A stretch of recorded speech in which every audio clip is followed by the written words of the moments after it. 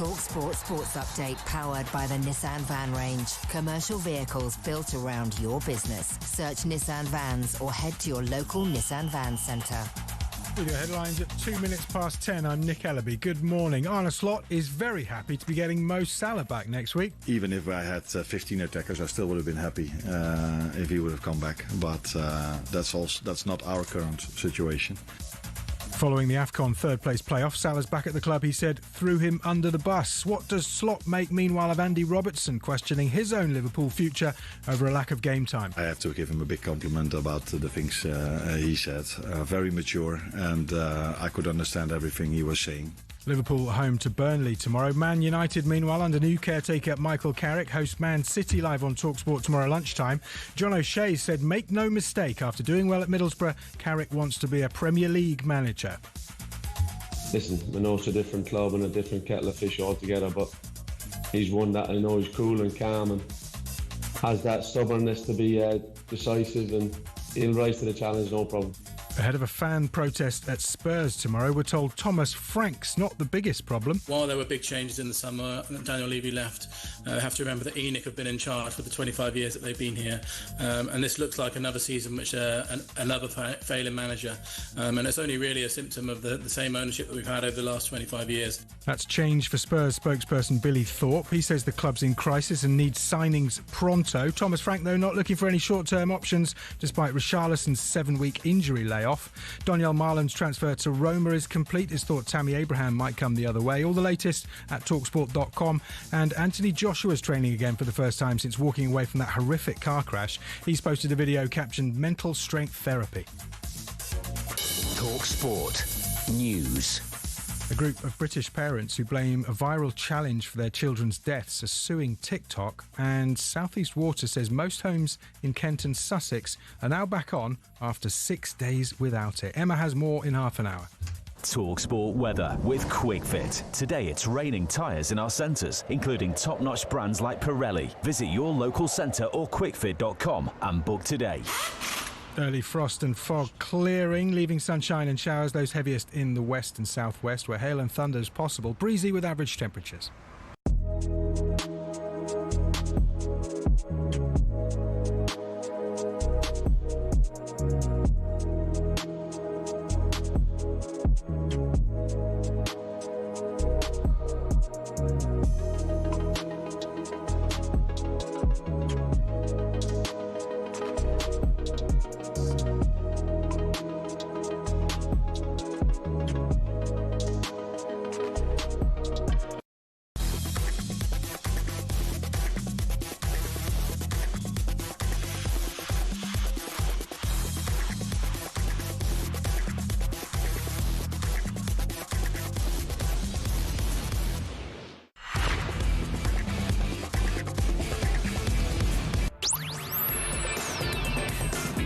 Hello, very good morning to you. It's Sam Matterface, Alex Crook and the former Villa captain Gabby Agbonlahor, and we're live on talkSPORT this morning. Thank you very much for joining us on this fabulous Friday.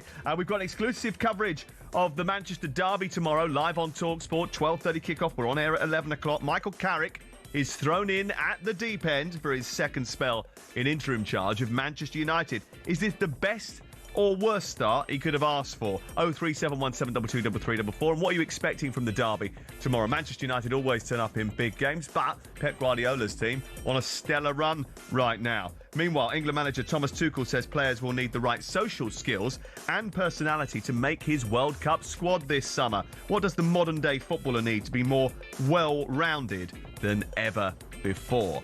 Also today, who is tomorrow's London derby bigger for? Nuno Espirito Santo at West Ham United or Thomas Frank at Tottenham? And do we trust Arsenal to pick up a treble or a quadruple this season? It's Sam Matterface, it's Alex Crook and it's Gabby Agbonlahor.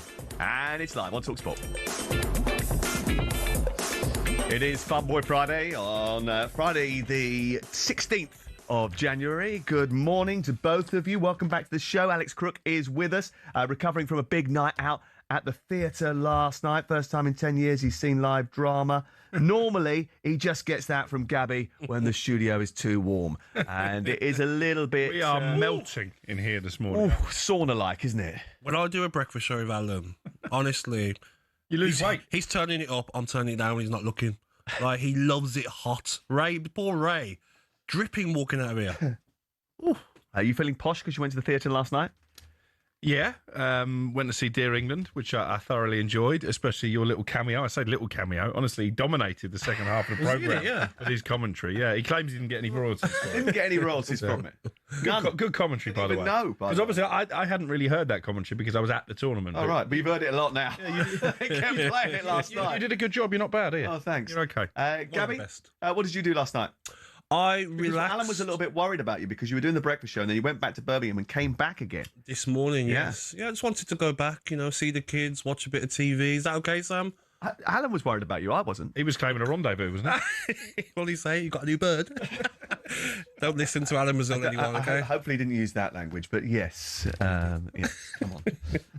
Right, okay, let's talk about the Manchester derby before we get ourselves in trouble and we get an Ofcom complaint. Is that the right an acronym? Or was there another one that he was using the other day?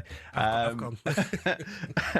does Carrick get a tune out of this team ahead of the Manchester derby, which is tomorrow, 12:30, live on talkSPORT? We're looking forward to it. We're there from 11 o'clock. Reshmin Chowdhury, Mickey Gray, Stuart Pearce and I will be on air from 11 o'clock. United desperate to try and actually find a way to pick themselves up. Despite all the drama, they're sitting 7th in the Premier League. A victory in this weekend's early match sees them move into the top 4 ahead of everybody else.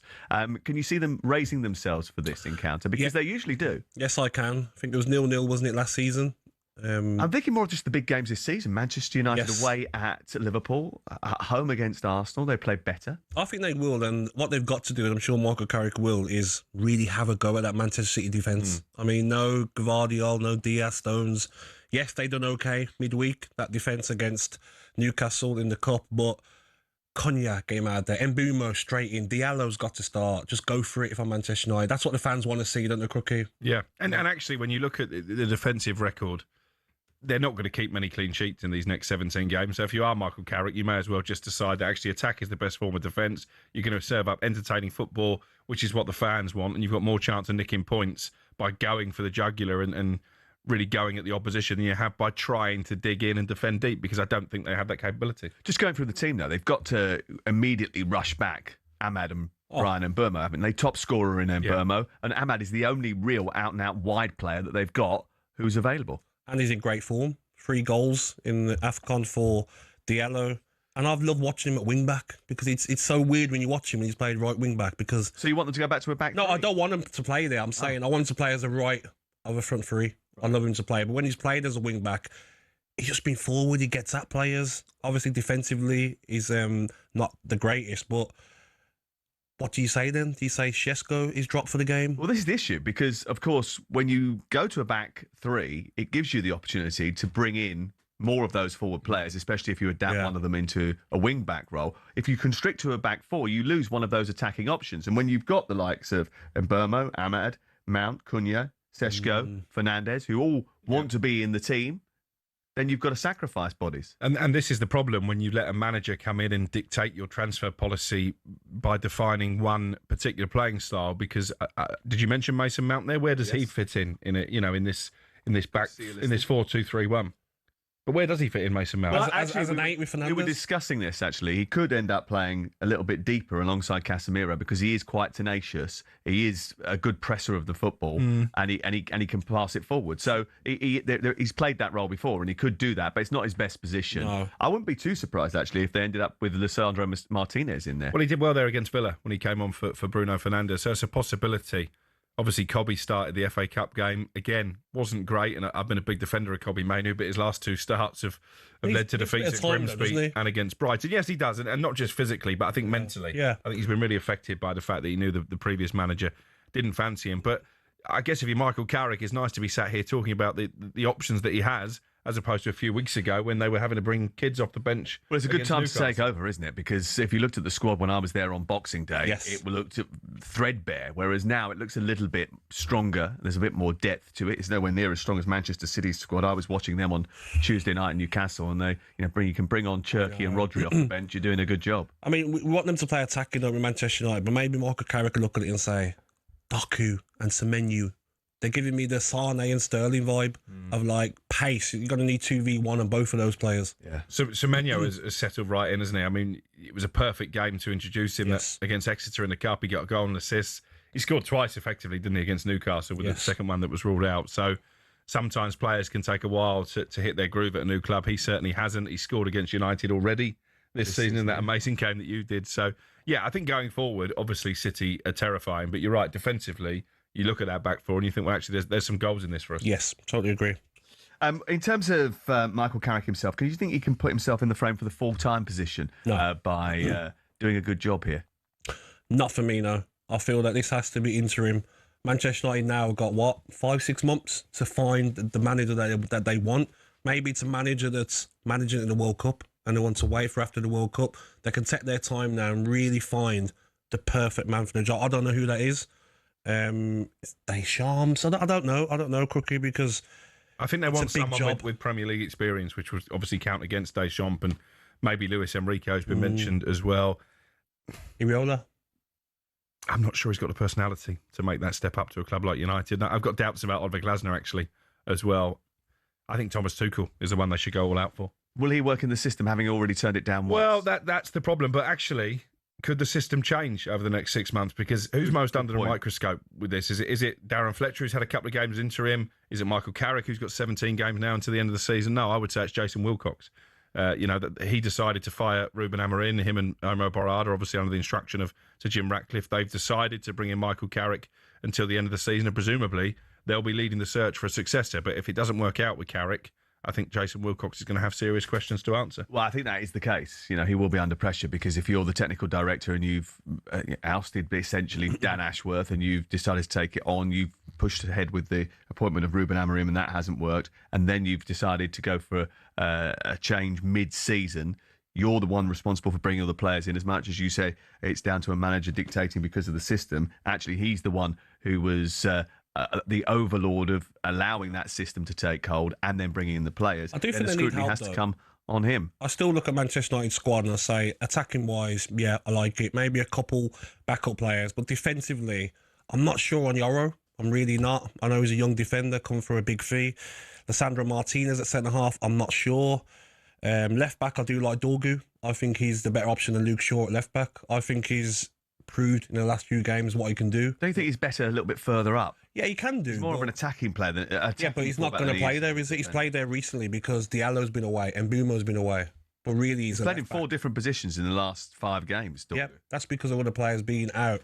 I look at Dallo. I don't think going forward, he's the best option for Manchester United. They're better right back to come in. Mazraoui, I don't think he's up to the level. So defensively, they need more options. The glaring hole, though, is in midfield, isn't it? And actually, it's ironic that Michael Carrick is in charge now because I would argue that that's a position they've not really filled since he retired. And I think if you look at every top club, not just in the Premier League but in Europe, they've all got a top-class central midfielder. Buba Kamara. Look at the difference that Declan Rice has made to Arsenal. Well, you mentioned Kamara. Yeah. Any one of your midfielders walks into this Manchester United team. Zubimendi, Rice, they're the kind of characters that Manchester United should have been looking at. Even Yuri Tillemans on a free transfer would have improved United's midfield. That was a great signing for Moises Caicedo, another one who could have been a target for Manchester You're right, United. though, about that position. Liverpool, Gravenberch, the Arsenal, Declan Rice, Zubimendi, Villa. I've got Kamara. Chelsea, Caicedo. Yeah. Manchester City, United, Rodri, obviously. Casemiro's done all right, hasn't he? But he's not done better. Yeah, he's not the answer. Yeah. 03717223344. Manchester United fans, what are you expecting from tomorrow's Manchester derby? Manchester City fans, are you excited about the prospect of going and spoiling the homecoming party from Michael Carrick? 03717223344. The thing about Carrick getting the job permanently, if at the end of the season you say it never works. It doesn't. Well, okay. Right, that's your view. Let me give you a couple of scenarios before you boldly jump in and let somebody else talk for a second. If he does well and they don't give him the job, whoever Ineos appoint next is under immediate pressure. So as he does well, gets them into the top 4, they qualify for the Champions League, the next appointment that Ineos make is under massive scrutiny from the start. Secondarily, if they do give him the job, then they will be under scrutiny to back him in the summer like never before. Well, they've got to spend money in the summer anyway. I mean, we're being told they're going to bring in 2 top-class central midfielders. We know the trio they want, Adam Wharton, Elliot Anderson, Carlos Baleba. Where they're going to generate those funds from when Sir Jim Ratcliffe was telling us that they were going to run out of money at the end of last year is open to interpretation. But it's going to be a massive overhaul anyway. Casemiro is out of contract. Harry Maguire is out of contract. Marcus Rashford doesn't seem like he's got a way back, even though Ruben Amorim's gone. Jadon Sancho's wages are going to be off the payroll. So this is a massive summer. And what concerns me, I understand the principle that they're going to wait until the end of the season because they feel like the list of candidates will be more stellar, with Thomas Tuchel potentially available, Maurizio Pochettino, even Carlo Ancelotti. We know Oliver Glasner and Iriolo, you've mentioned, are out of contract as well. But that means they have fired the manager without a definitive plan. And I would argue that's already cost them. Would they have dropped points against Burnley with Ruben Amorim in charge? We'll never know, but I'd suggest not. Would they have limped out the FA Cup as they did against Brighton? Possibly not. Can you blame them, though, for the way he spoke? You've been advocating for him to be fired at least twice already. Yeah, but you need a plan. And I've always said in this programme, it's very easy to say, well, sack the manager. It's much harder to say, let's bring X, Y and Z in. And should a club like Manchester United, with the greatest respect to Michael Carrick, be in a situation where they've got nearly half a Premier League season to play and they've got a part-time manager in charge? But they didn't plan to sack him. It was the way he spoke after the game. Yeah, but you can still decide, actually, right, his days are numbered. You can't come out and talk like that against the hierarchy. But you still wait until you've got a plan. Chelsea left Enzo Maresca in charge after his rant. 03717223344 is the number to call if you're a Manchester United fan, a Manchester City fan. You want to talk about the derby tomorrow. Should be a cracking open derby, I would have thought, bearing in mind that both defences don't keep that many clean sheets. It's live on talkSPORT tomorrow, and we'll discuss it with you next. 03717223344. This is Sam Matterface, Alex Crook, and Gabby Agbonlahor with Selco Builders Warehouse. Check out this month's Real Deal at selcobw.com.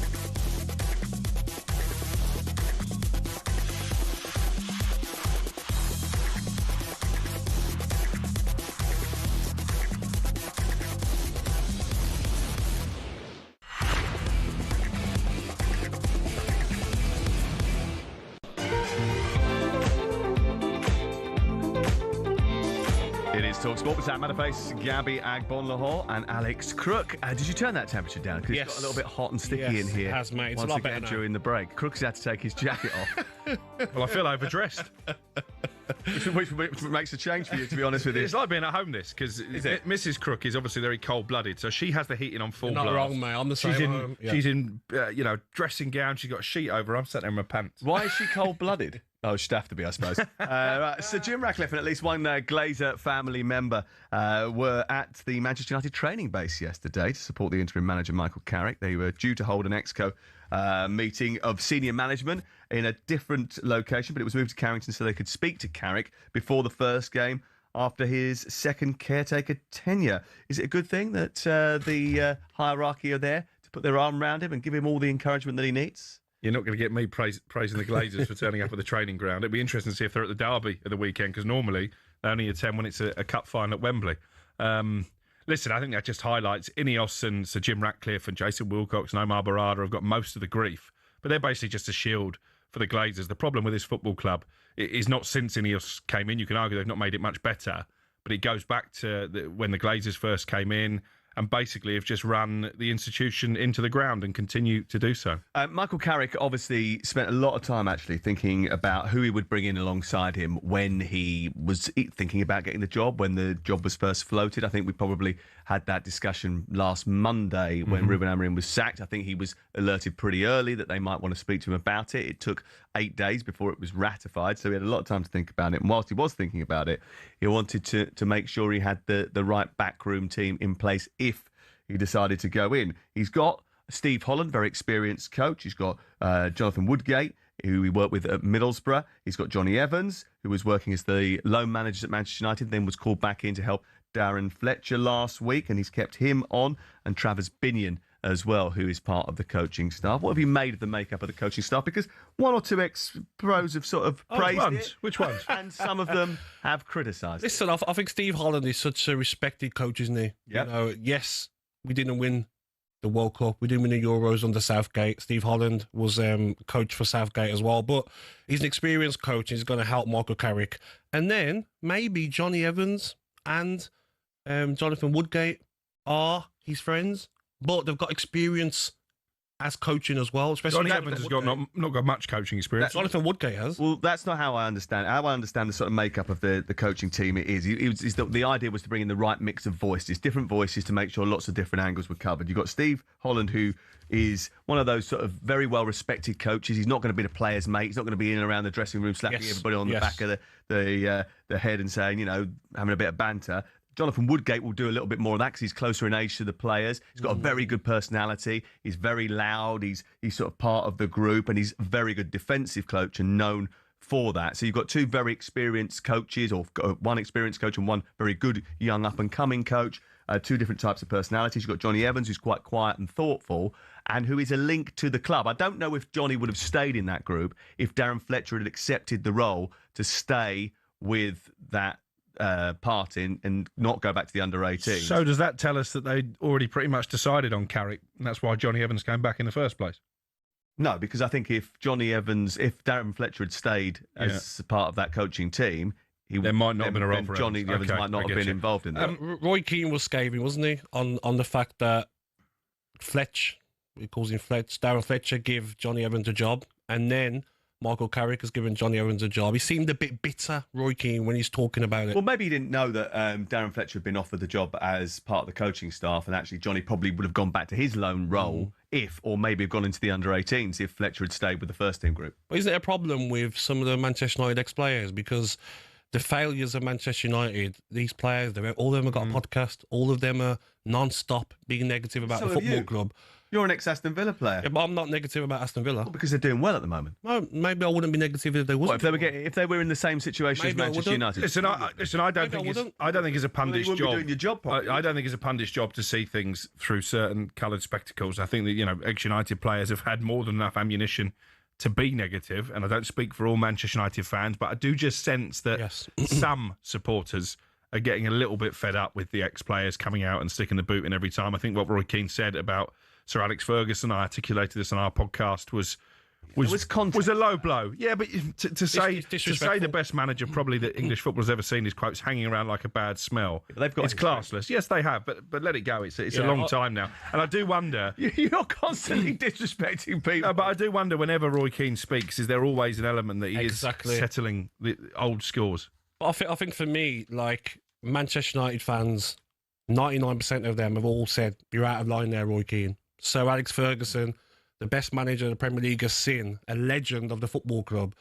Don't speak about him in the way of saying hangs around like a bad smell because he loves the club and managers want to go and speak to him. You know the relationship between the two, and that was 2 weeks ago. So you know that is he your mate, Sam? Situation is he your mate? I don't know. Is he? I don't know. Yeah. Gary Neville's getting a bit of flack as well from United fans, just for some of his over-the-top comments. Yeah. But what about you?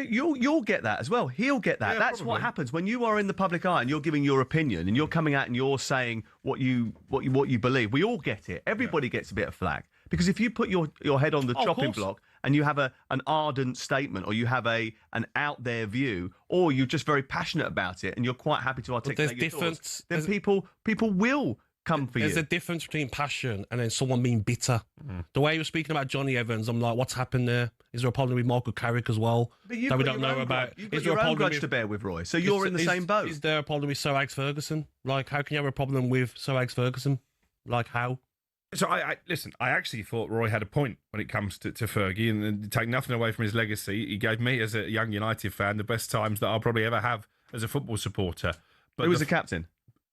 Yeah, well, Eric Cantona, Steve Bruce. There were various captains. Roy Keane along the way, by the way. Yeah, listen, I love only 7 Premier League. I love Roy Keane as a player. It was very sad the way that it ended. But his United career ended because he spoke too much, and now he's trying to settle these old scores. What I was going to say is, when you have Darren Fletcher coming out and saying, "Well, I had to get Sir Alex's blessing to take this job for 2 games," I thought he came across as a bit weak. To be honest with you. What do you think he and I thought it was the same when Ole Gunnar Solskjaer, when he was manager, said, "I can't park in the manager's parking space because that's the boss's." They need to escape that shadow.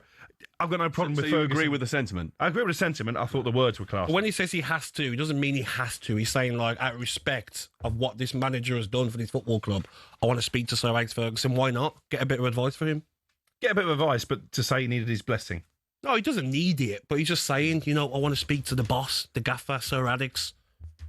Legendary manager. 03717223344. What are you expecting for from the derby tomorrow? Give us a shout. You can text us 81089. You can WhatsApp us as well. We'd love to hear from you.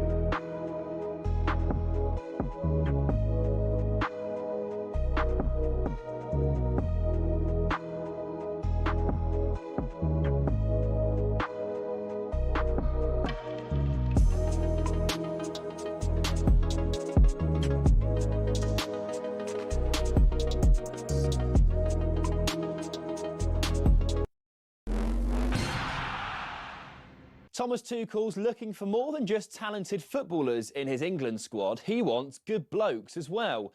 talkSPORT's Leanne Sanderson reckons that means Jordan Henderson has a seat on the plane. People be thinking in the 23 or 26 players, like, he shouldn't be in there, but, like, you need people that are okay almost with being on the bench. Well, Tuchel says players with strong social skills are needed to help England perform at their very best this summer.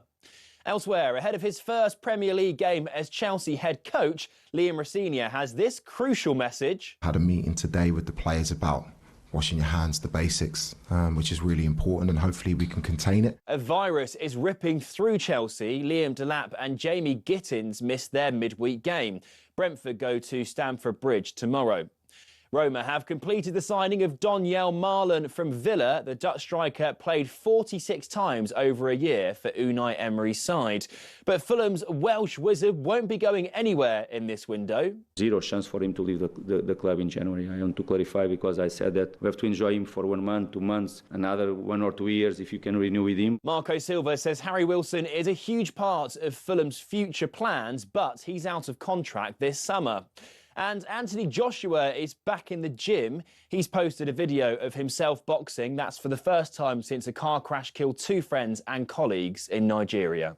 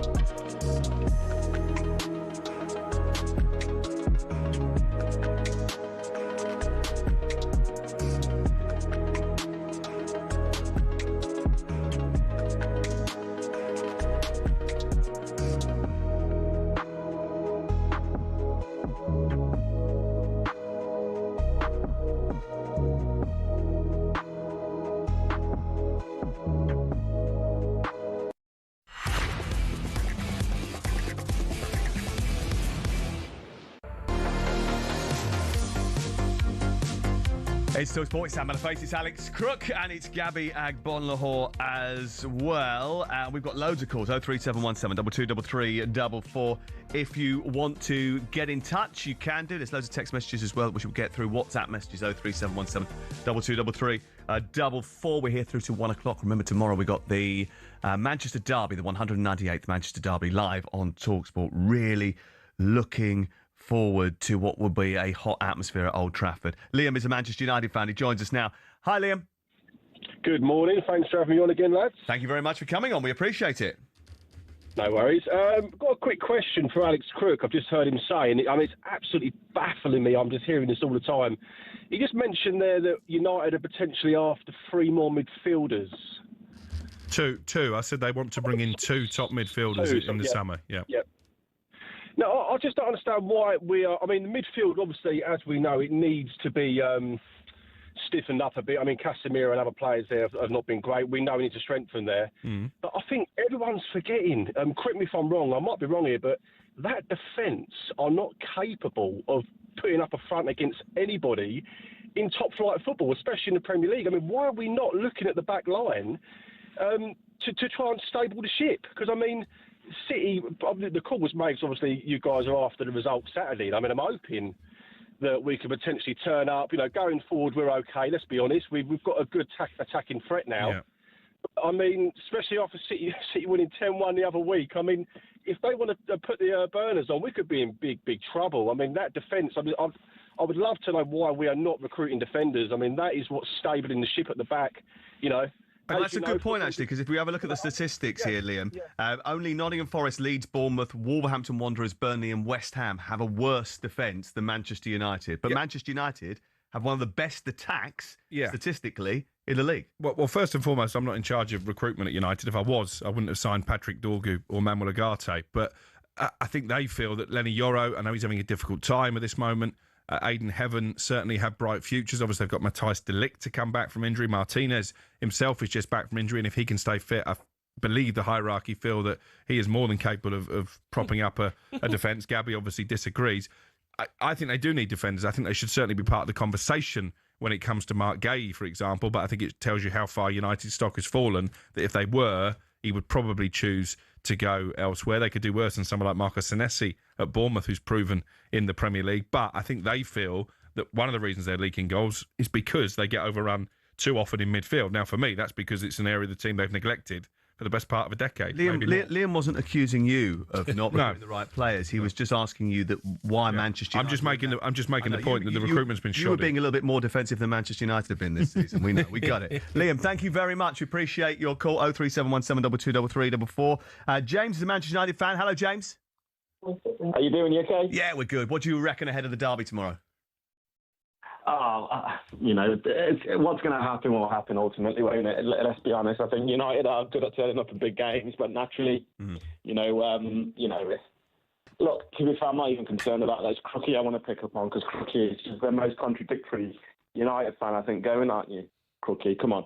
You're worse than that Goldbridge, honestly. Oh, he does flip-flop a bit. That's a low blow. Why'd you come up? Why'd you suggest that? Crookie. Go on. Crookie, honestly, I'm just baffled with your reactions in terms of 1 minute you want Amarin sacked. So he engineered his own move to get sacked. He puts the club in a position where it's unattainable. They have to sack him. And now you want him to make a rush decision to bring someone in when the The best run football clubs have a succession plan. Manchester United don't have a succession plan. If Fabian Hertz leaves Brighton tomorrow, the next manager, Tony Bloom, will already have lined up and he'll be ready to go. So I'm not against sacking Ruben Amorim. He should have been sacked on results, not because he dared to speak out against the hierarchy. Let's let James. But they should have had a plan. Let's have James have his say. Hold on.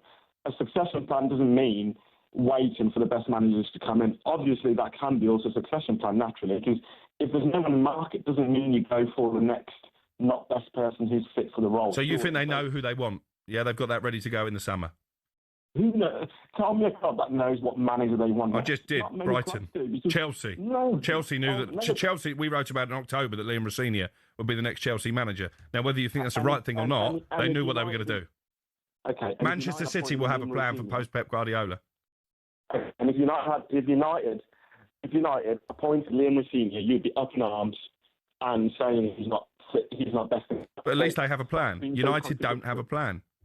A plan doesn't mean you make the worst decision going. So ultimately, we can all have plans, but it doesn't naturally mean we make decisions that doesn't fit. Ultimately, Liam Rossini, is he best in class? No, he's not.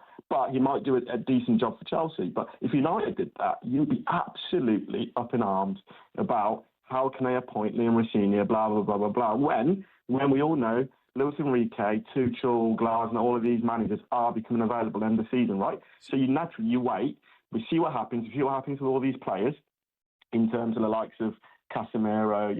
They look at the squad, see what they do, and naturally they can go again. But to sit there... If Carrick was the plan, why did they give Darren Fletcher 2 games? Hold on, let him finish talking. What were you going to say?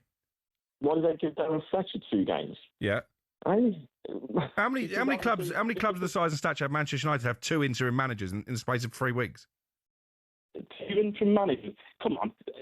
Obviously, Amorim kind of engineered the move himself, so the club didn't see this coming. So naturally, they didn't see it coming when they lost in Bilbao and they got dumped out the cup by Grimsby. They didn't beat 10 men at home at Everton. Come on, honestly. Should we say Chelsea? You're defending the indefensible. Should we say Chelsea's interim manager? What was that guy's name who no one knew of that drew against City? What's his name? The guy. Chelsea had to put him in charge because obviously Maresca went off saying things that he shouldn't have. So was that a bad move from the owners? No, they had to put someone in, find out obviously what was happening with Rossini, and then bring him in permanently. So United had to do the same thing. That was optics because they wanted it to look like Liam Rossini wasn't lined up all along because Strasbourg fans were already unhappy with the fact they're being used as the sort of little sister to Chelsea. Well, no, they had a game on the Sunday, so they had to have someone in charge. They had a game. They had to bring someone in, same as Fletcher. Fletcher was just the under-21s, and this guy I think was the under-20s, under-21s, and bring him in. You claim to be a United fan. You just constantly you say Gary Neville is getting a stick. You are worse than Goldbridge. You are worse than That's your opinion. You haven't actually made a decent defence for your argument. You've just come on and talked nonsense.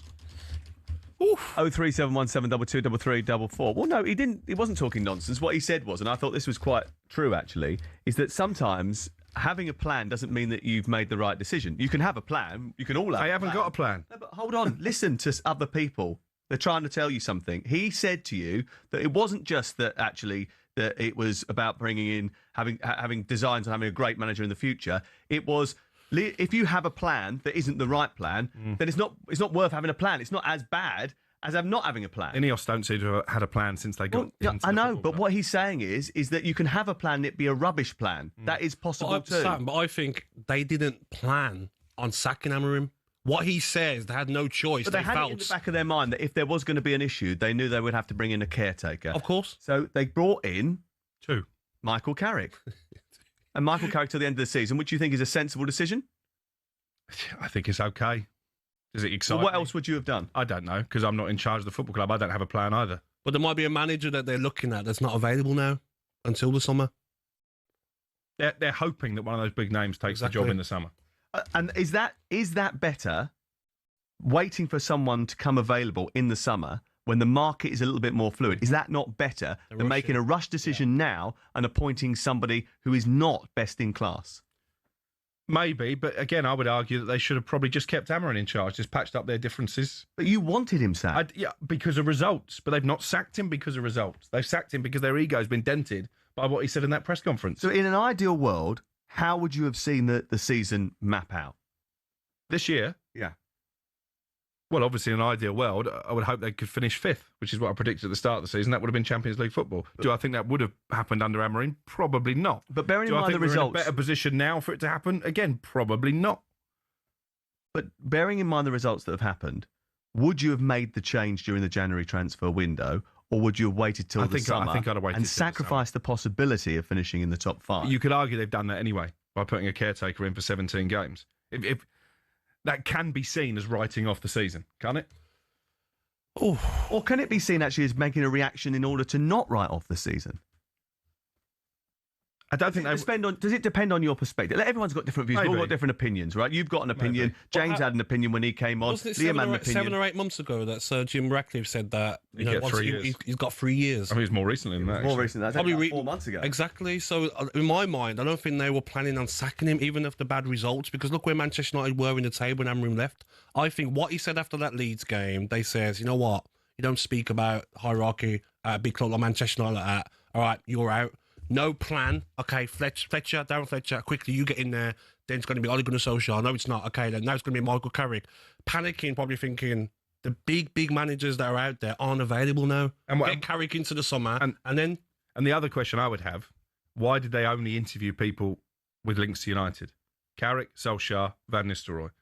Surely they should have cast their net a little bit wider to see if there was a candidate out there who wasn't a former United player. Yeah, and I agree with you to a certain extent, but maybe their point is, and I'm only playing devil's advocate here, is that by bringing in someone who was close to the club, it wouldn't take as long for them to assimilate the task of being at Manchester United, because as we know, wearing of the Manchester United shirt, whether that be wearing it literally or being the manager in the dugout, weighs heavy on the shoulders of whoever has got it. From a player's point of view as well, it does help when someone like Johnny Evans is coming in, that the players know.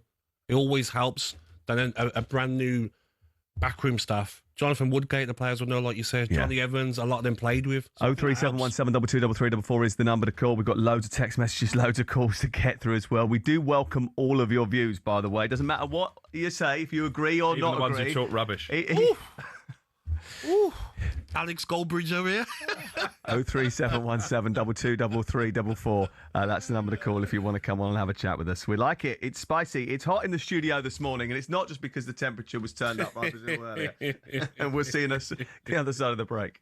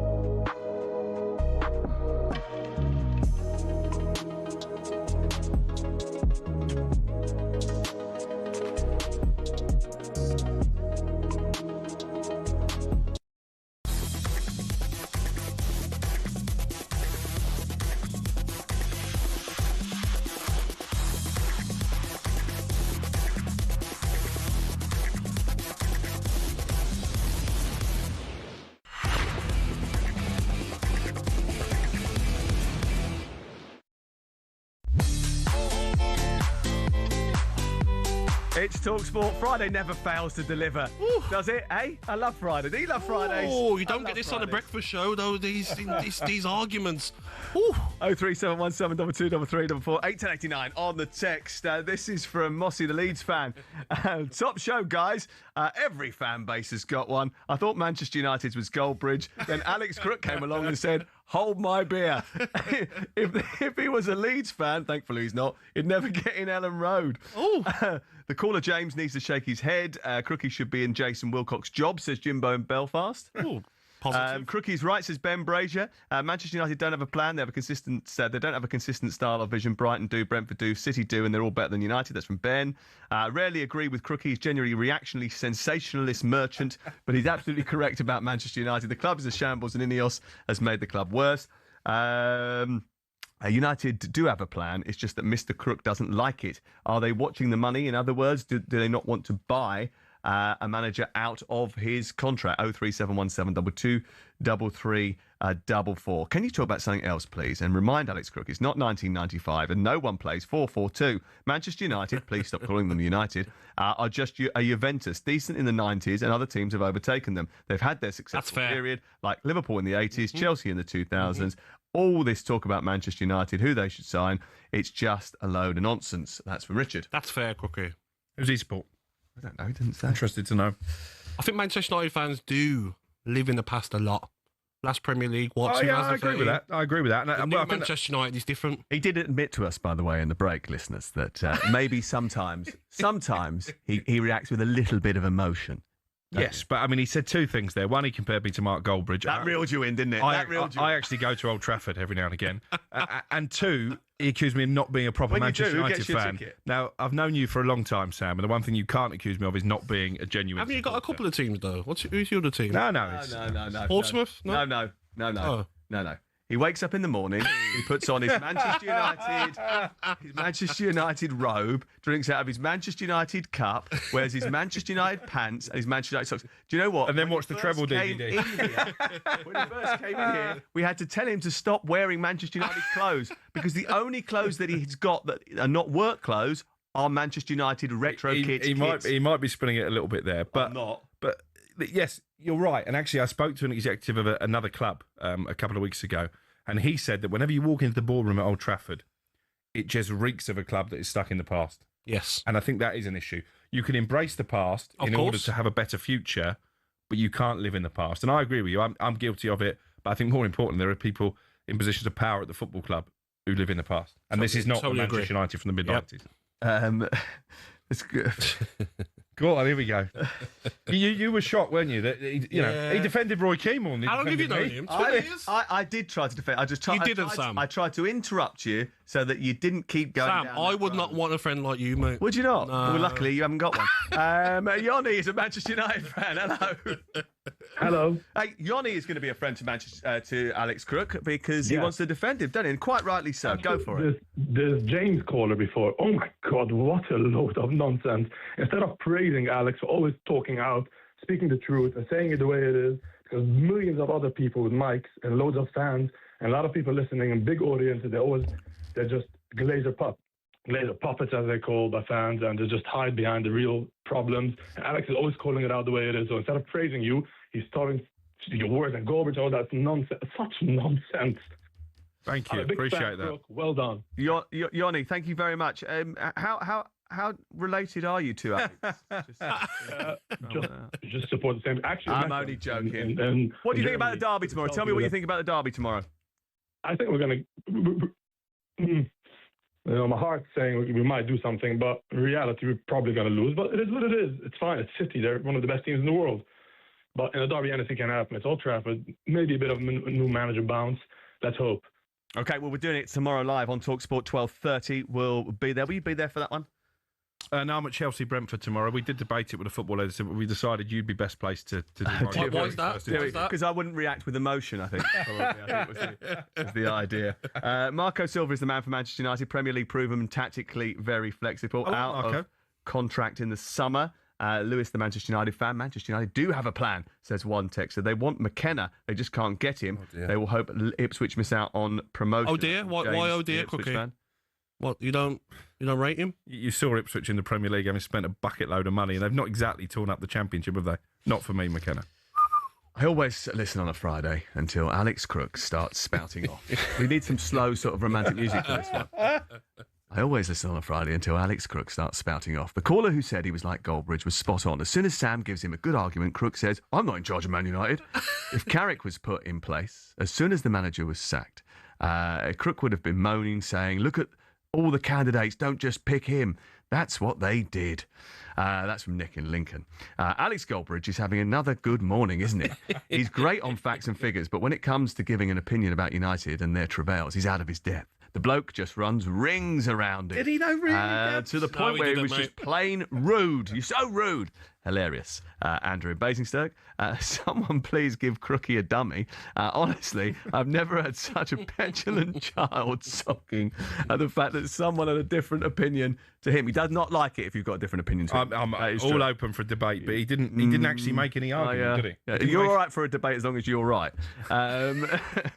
He said it himself. The best clubs have succession plans. This is why Manchester United don't have one. They are far from the best clubs in this category. Chin up, Crookery. Dry your eyes, mate. Right, 0371722. He's unbelievable, isn't he? Why am I unbelievable? Right. It's nothing to do with me. I'm just reading the text messages that the producer has asked me to read. So if you've got a problem, have a go. I can't believe he defends Everyone's got an opinion. Huh? Everyone's got an opinion. Everyone's got an opinion. That's what I said to you earlier. Everyone's got an opinion. He was rude, that fella. Yeah. He came on with a negative tone. I'm all for debating, but he was just, as you said, trying to score points. Yes. And he lost on points, by the way. Yeah. Well done, Crookie. Well, yeah, in your opinion. I will say this. I'm not having anyone turn around and say that he's not a Manchester United fan. I've had to put up with it for 25 years. Right, okay, when we come back, there's lots of West Ham and Tottenham discussions to be had because they've got a huge derby this weekend.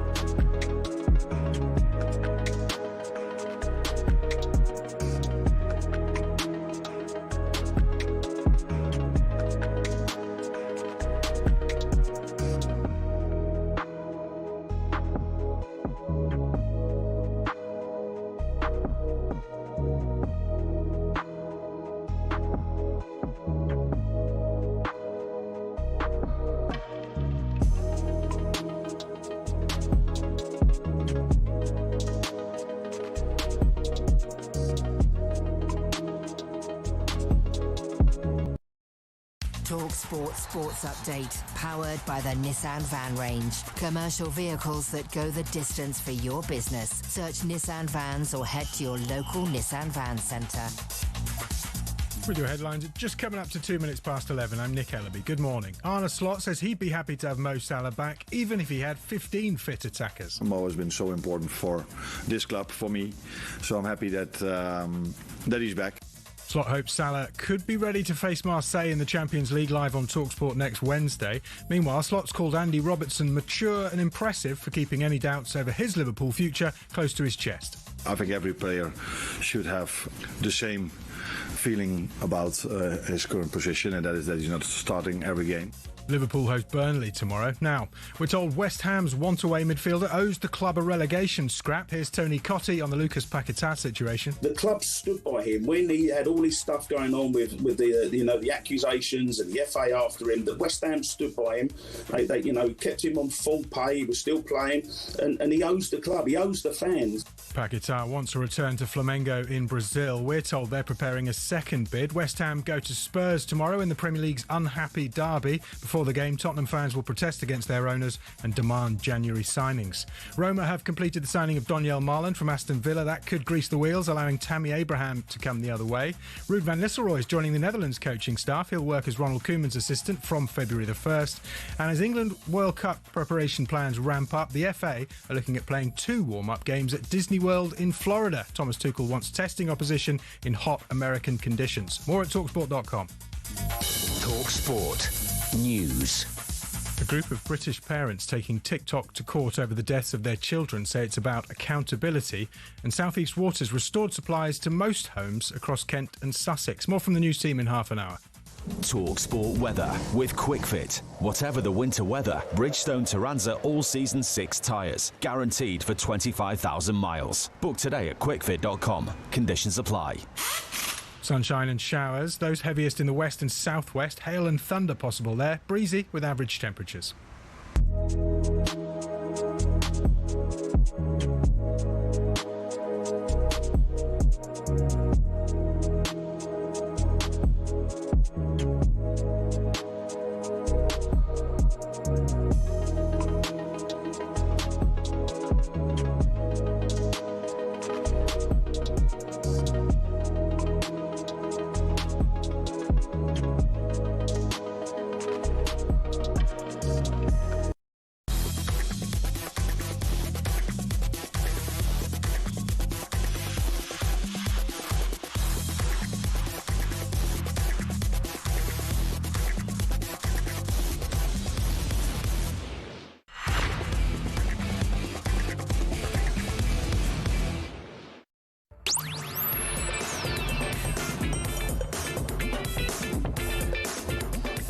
It's talkSPORT, Sam Matterface and Alex Crook. The messages just keep on coming.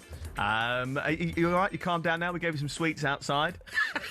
I'm always calm. You're not? I'm always calm. You weren't calm just now. Well, at least we know. If we ever want to wind you up, we know what subject to get onto, and we know what to know what 2 words to say. What 2 words to say? Just what are they, Sam, again? I think it's Mark and Goldbridge, and just really or Alex and Goldbridge, Alex Goldbridge together. Yeah, it's got a ring to it, hasn't it? Alex Goldbridge. I like that. Yeah.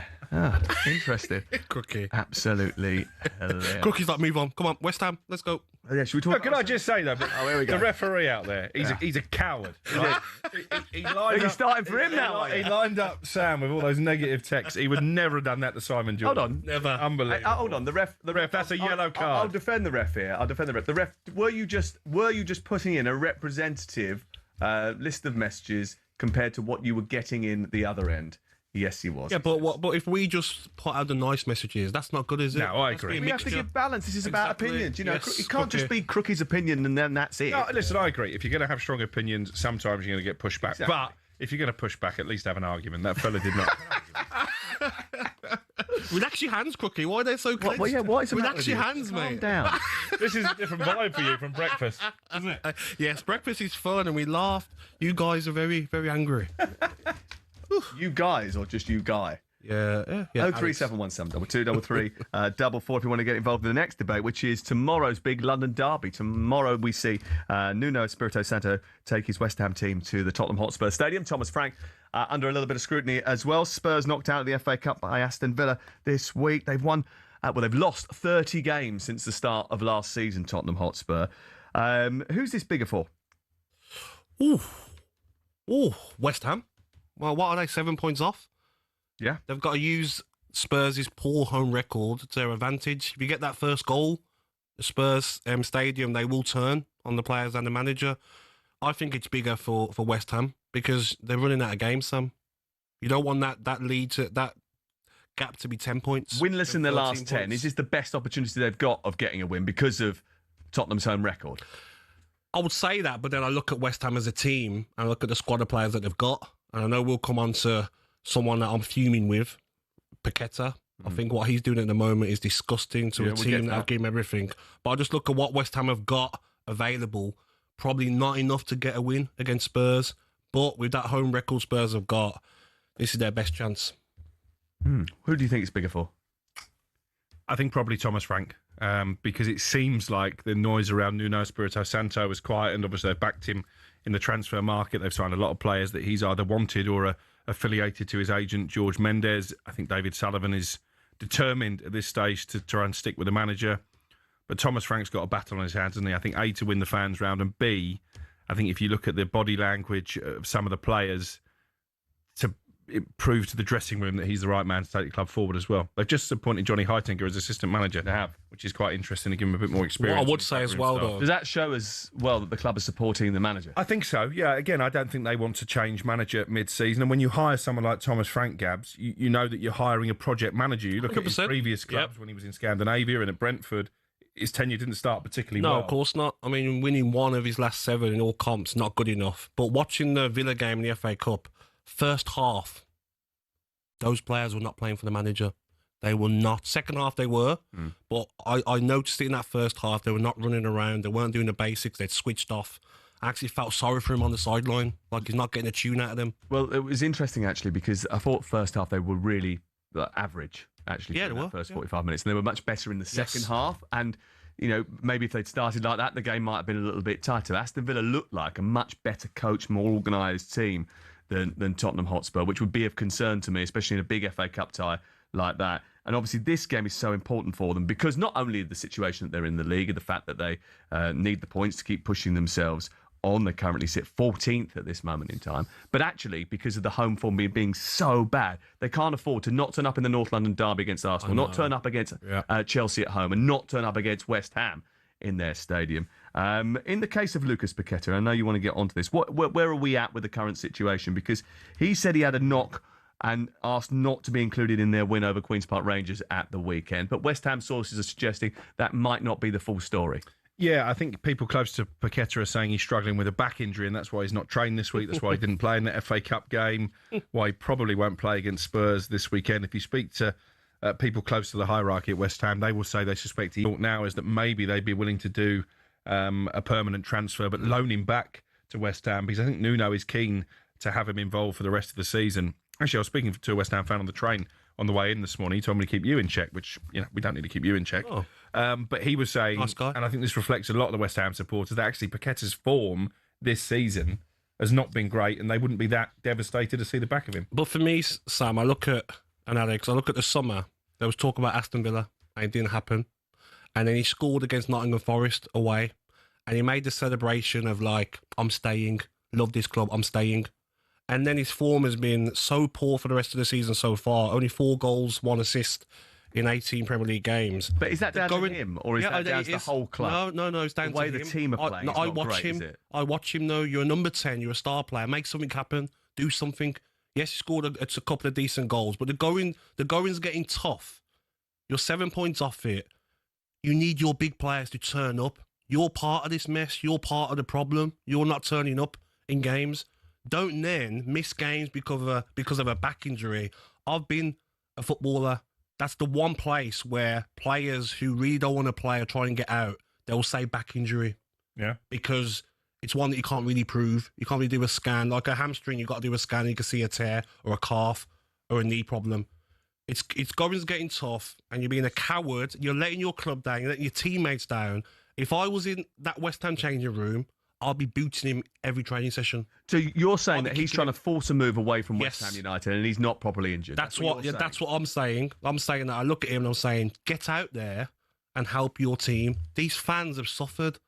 These fans, was it 3-4 years ago, winning the Conference League? Do you not have any sympathy for the issues that he's had off the field with the FA betting investigation and the fact that caused him so much pain? He's talked about that when he got sent off the other week. He was discussing the fact that mentally it was a real issue for him. But what he's been through doesn't make you go and get 2 bookings on purpose, in my view, to get yourself sent off. You know, dissent, you're going to get a yellow card. And in the space of 20 seconds, 2 yellow cards to get sent off. And the going's getting tough. It's looking like your team's going to get relegated, and I want to go to Flamengo. I'm not up for it.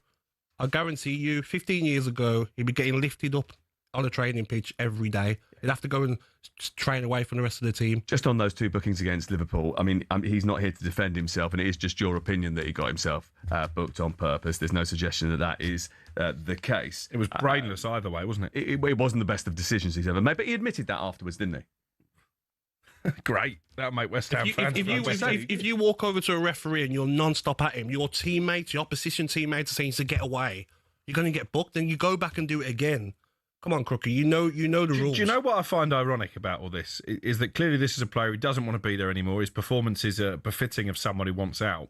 Then you've got James Ward-Prowse, who, from my experiences of him, is a model professional. Yes.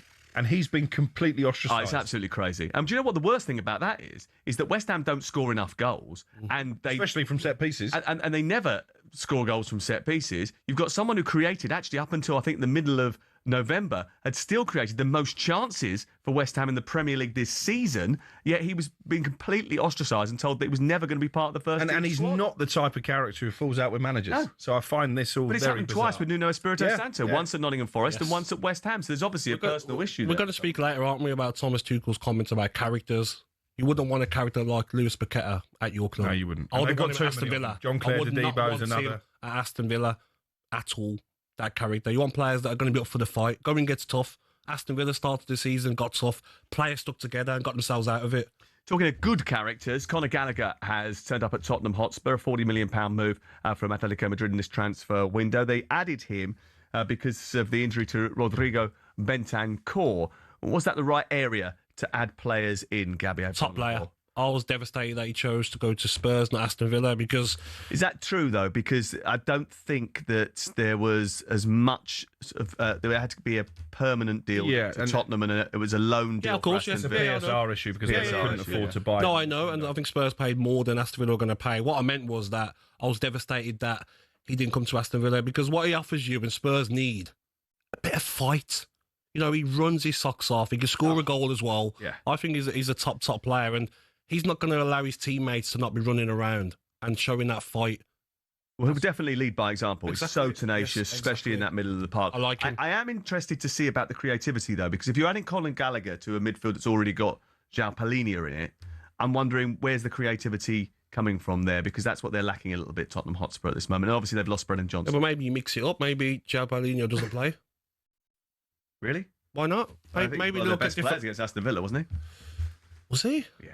What, just kicking people and trying to fight? I think there's still a bit of doubt tough tackling about whether they will sign him permanently. Obviously, there's a permanent option in the deal, but it's not guaranteed that Tottenham will trigger that. I like João Palhinha as a player. I was a bit sceptical about Tottenham bringing him back after it not working out at Bayern, but I do think he's one of their better players. It's interesting when he picked on Watkins and then Rodgers come over and dealt with him. Didn't want, but we won't go into that after the game. Anyway. Well, that was another example of Tottenham players showing all the fight after the full-time. Yes, when it doesn't matter. Optics. Do it on the pitch. Exactly. You right, Sam? FA Sam? What's up? It's great just watching you two just trying to wind everybody up. 037172233 444. That game tomorrow is 3 o'clock. We'll follow it on the Round the Ground show tomorrow afternoon. What are we going to do next then, Ref? Before we go next, come on, tell us, we're going to do transfers next. Oh, good, right. This is apparently, according to one text message, the only bit you're useful for. So we'll do that. He's much more useful than that. Trust me. You should go on a night out with him. 03717 2233 444. This is talkSPORT.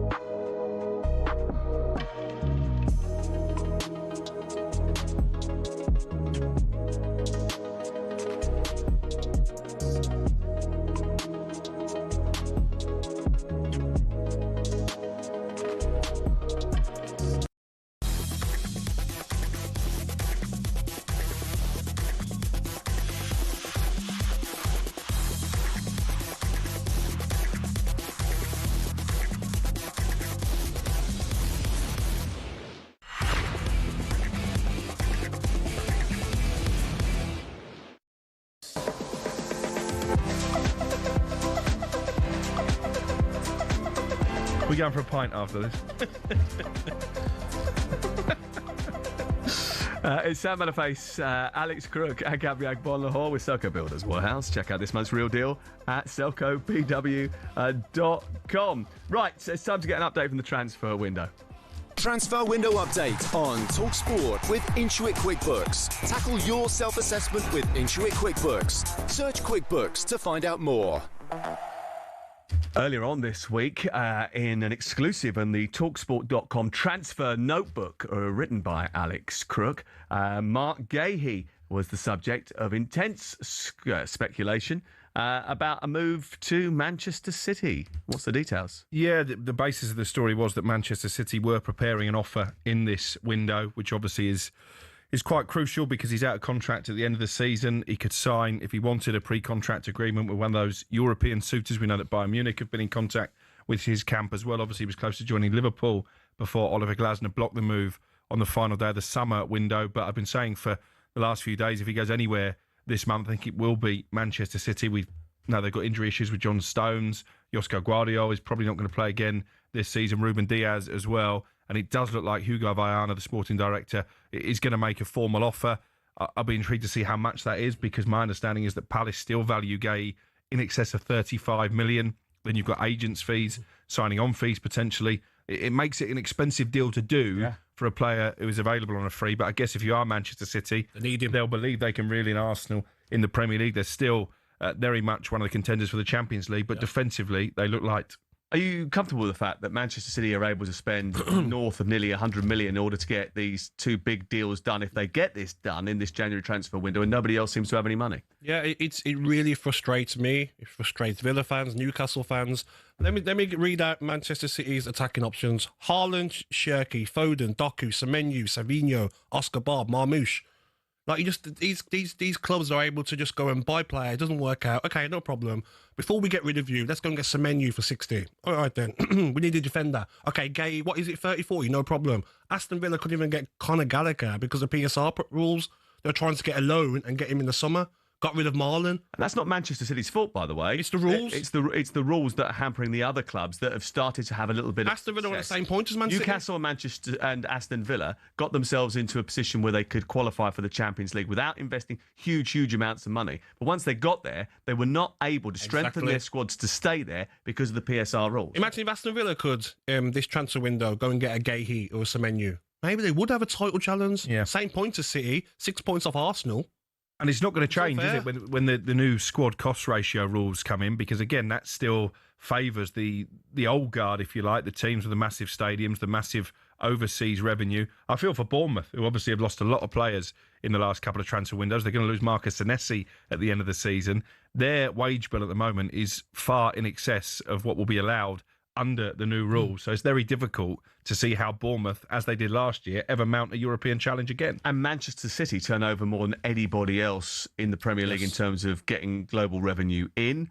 Manchester United turn over a load of revenue, Arsenal turn over a load of revenue, and Liverpool turn over a lot of revenue. And whilst those people bring in so much money, if they're allowed to spend 85% of their revenue on player costs, they're always going to have the biggest player. 100%. You know what's funny? Look at the league table.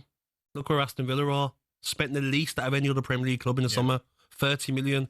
Leeds spent more. That just shows you how good a job Unai Emery has done, particularly after the start you've made when you suffered a bit of a hangover from missing out. And what would he do if he was allowed to spend like the other teams could spend? Well, he is going to be allowed to bring in a new striker. We understand he's going to bring in Tammy Abraham, who is on loan from Roma at Besiktas at this present moment. What's the latest with that? Yeah, well, this is one out, one in, really, because Daniel Marlon has completed his move to Roma on a loan initially with an obligation at the end of the season. I think Marlon's really pushed for that because he wants more playing time.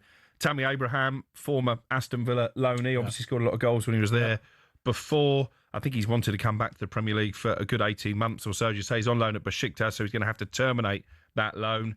Our understanding at talkSPORT is that Villa are willing to pay a £15 million fee and offer Tammy Abraham a 4.5-year contract. And they seem confident, Gabs, of getting this deal done. I think as well, you look at it and Villa fans will say, we had Duran, and now we're going for Tammy Abraham, 28, had a decent career. Better character? Yeah, better character, but I'm talking about the standard of the player. But this is what Villa have to do. They have to try and get these bargains, if you could say it. Tammy Abraham knows Aston Villa, scored 25 goals in 37 games in the Championship. He has scored goals, hasn't he, wherever he's been, he has, really. You know, even when you look at his Chelsea record, it's great at Chelsea. Not AC Milan, though, 3 in 28. He didn't have a great spell at AC Milan last year, but AC Milan didn't have a great spell either. And he's had a good spell at Besiktas. He scored a lot of goals for Chelsea when he was in the first team under Frank Lampard. Roma. Scored a lot of goals at Aston Villa. Did very well the first season he was at Roma, by the way.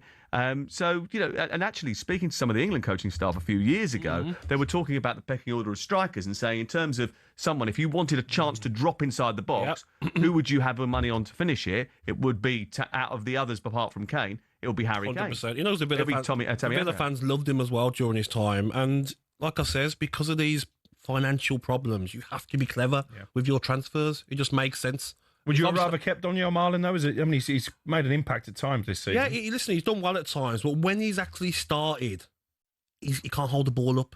He's not as good as Watkins holding the ball up. But he's not really a number 9, is he? No, not for me. I don't know where his position was. So I think I would rather a Tammy Abraham that maybe you can have a different option, hold the ball up better. Okay. Are you happy with the transfer situation now? Is anyone going to have a pop-up in the... No, just a quick one, though. We should talk about Bournemouth and the fact they're trying to sign this 19-year-old Brazilian Ryan from Vasco da Gama. We reported last night that initial offer has been made. I think they're holding out for 35 million euros, the Brazilian club. I don't think Bournemouth will pay that, but this is a player seen as a long-term replacement to Anton Semenyo. You've got to say, their recruitment has been great, hasn't it? I mean, look at the boy... Junior Krupi, not 20 yet. I think he could be one that we're talking about in the summer as kicking on to one of those big clubs. Okay, thank you very much. Does Alex have any inside information on what his mate Richard Hughes is up to at Liverpool regarding centre-backs, considering Gomez is always injured, Van Dijk is 35 soon and Konate is off at the end of the year? Or are FSG just writing off the season and preparing for another wholesale window in the summer? I think they're more likely to spend in the summer, Liverpool. It does say with a new manager as well at the end of that. Well, they've given up on the manager who won the title. Okay, do you know what I was really impressed with? Brighton against Manchester United and the players they were bringing off the bench. Yeah. They're a top team, aren't they? Well, they rested both centre-backs and their first-choice goalkeeper and still not United out the FA Cup. Steely played really well, though, didn't he? Yeah, I mean, again, he's a great pro, to be fair, and they are the model. That's the row I was trying to have with the Manchester United fan who called in earlier. If you talk about the best-run clubs in the country, there you go. Tony Bloom is a genius, isn't he? Don't you know his name, the caller? You want to go back to Liverpool? I forgot. Go back to that, answering that guy's text? I know, funnily enough, we got into Manchester United again. But I think Liverpool more likely to go big in the summer. They signed the boy from Parma, didn't they? Yes. Who got injured against Southampton. Leone. Yeah, and I think he would have certainly seen a lot more action but for that injury. So he's one that they certainly see as a future star. Konate's situation is interesting because it doesn't look like at the moment they're getting any closer to agreeing a new deal with him. So they are going to need at least one centre-back. But I think the feeling up there is that maybe the package from Mark Gay for a free agent in the summer is too costly at this moment in time. Which is a story that you ran when? Tuesday. All right, just checking. That was thanks to Intuit QuickBooks. Search QuickBooks to find out more. Transfer window update on talkSPORT with Intuit QuickBooks. Tackle your self-assessment with Intuit QuickBooks. Search QuickBooks to find out more.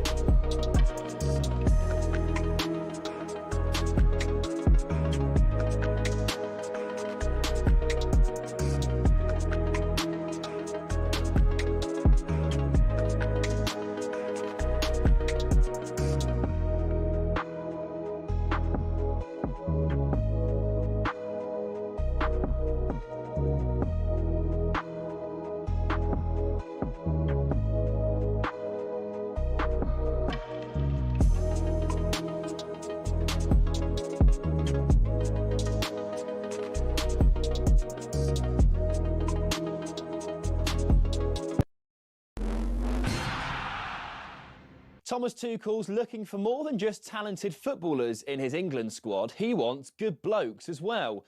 talkSPORT's Leanne Sanderson reckons that means Jordan Henderson has a seat on the plane. People will be thinking in the 23 or 26 players, like... Senior has this crucial message. Had a meeting today with the players about washing your hands, the basics, which is really important, and hopefully we can contain it. A virus is ripping through Chelsea. Liam Delap and Jamie Gittins missed their midweek game. Brentford go to Stamford Bridge tomorrow. Roma have completed the signing of Donyell Malen from Villa. The Dutch striker played 46 times over a year for Unai Emery's side. But Fulham's Welsh wizard won't be going anywhere in this window. Zero chance for him to leave the club in January. I want to clarify, because I said that we have to enjoy him for 1 month, 2 months, another 1 or 2 years if you can renew with him. Marco Silva says Harry Wilson is a huge part of Fulham's future plans, but he's out of contract this summer. And Anthony Joshua is back in the gym. He's posted a video of himself boxing. That's for the first time since a car crash killed 2 friends and colleagues in Nigeria.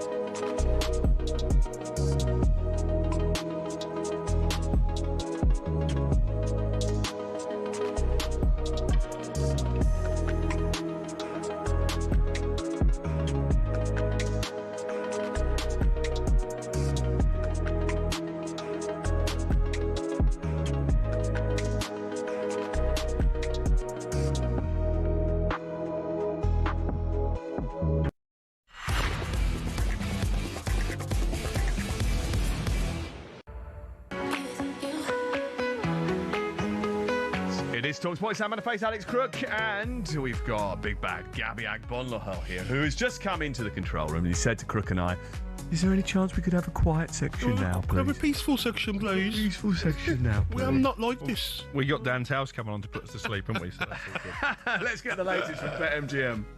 It's showtime on talkSPORT with BetMGM. We're ready for the action. Are you? Visit betmgm.co.uk or download the app. 18+.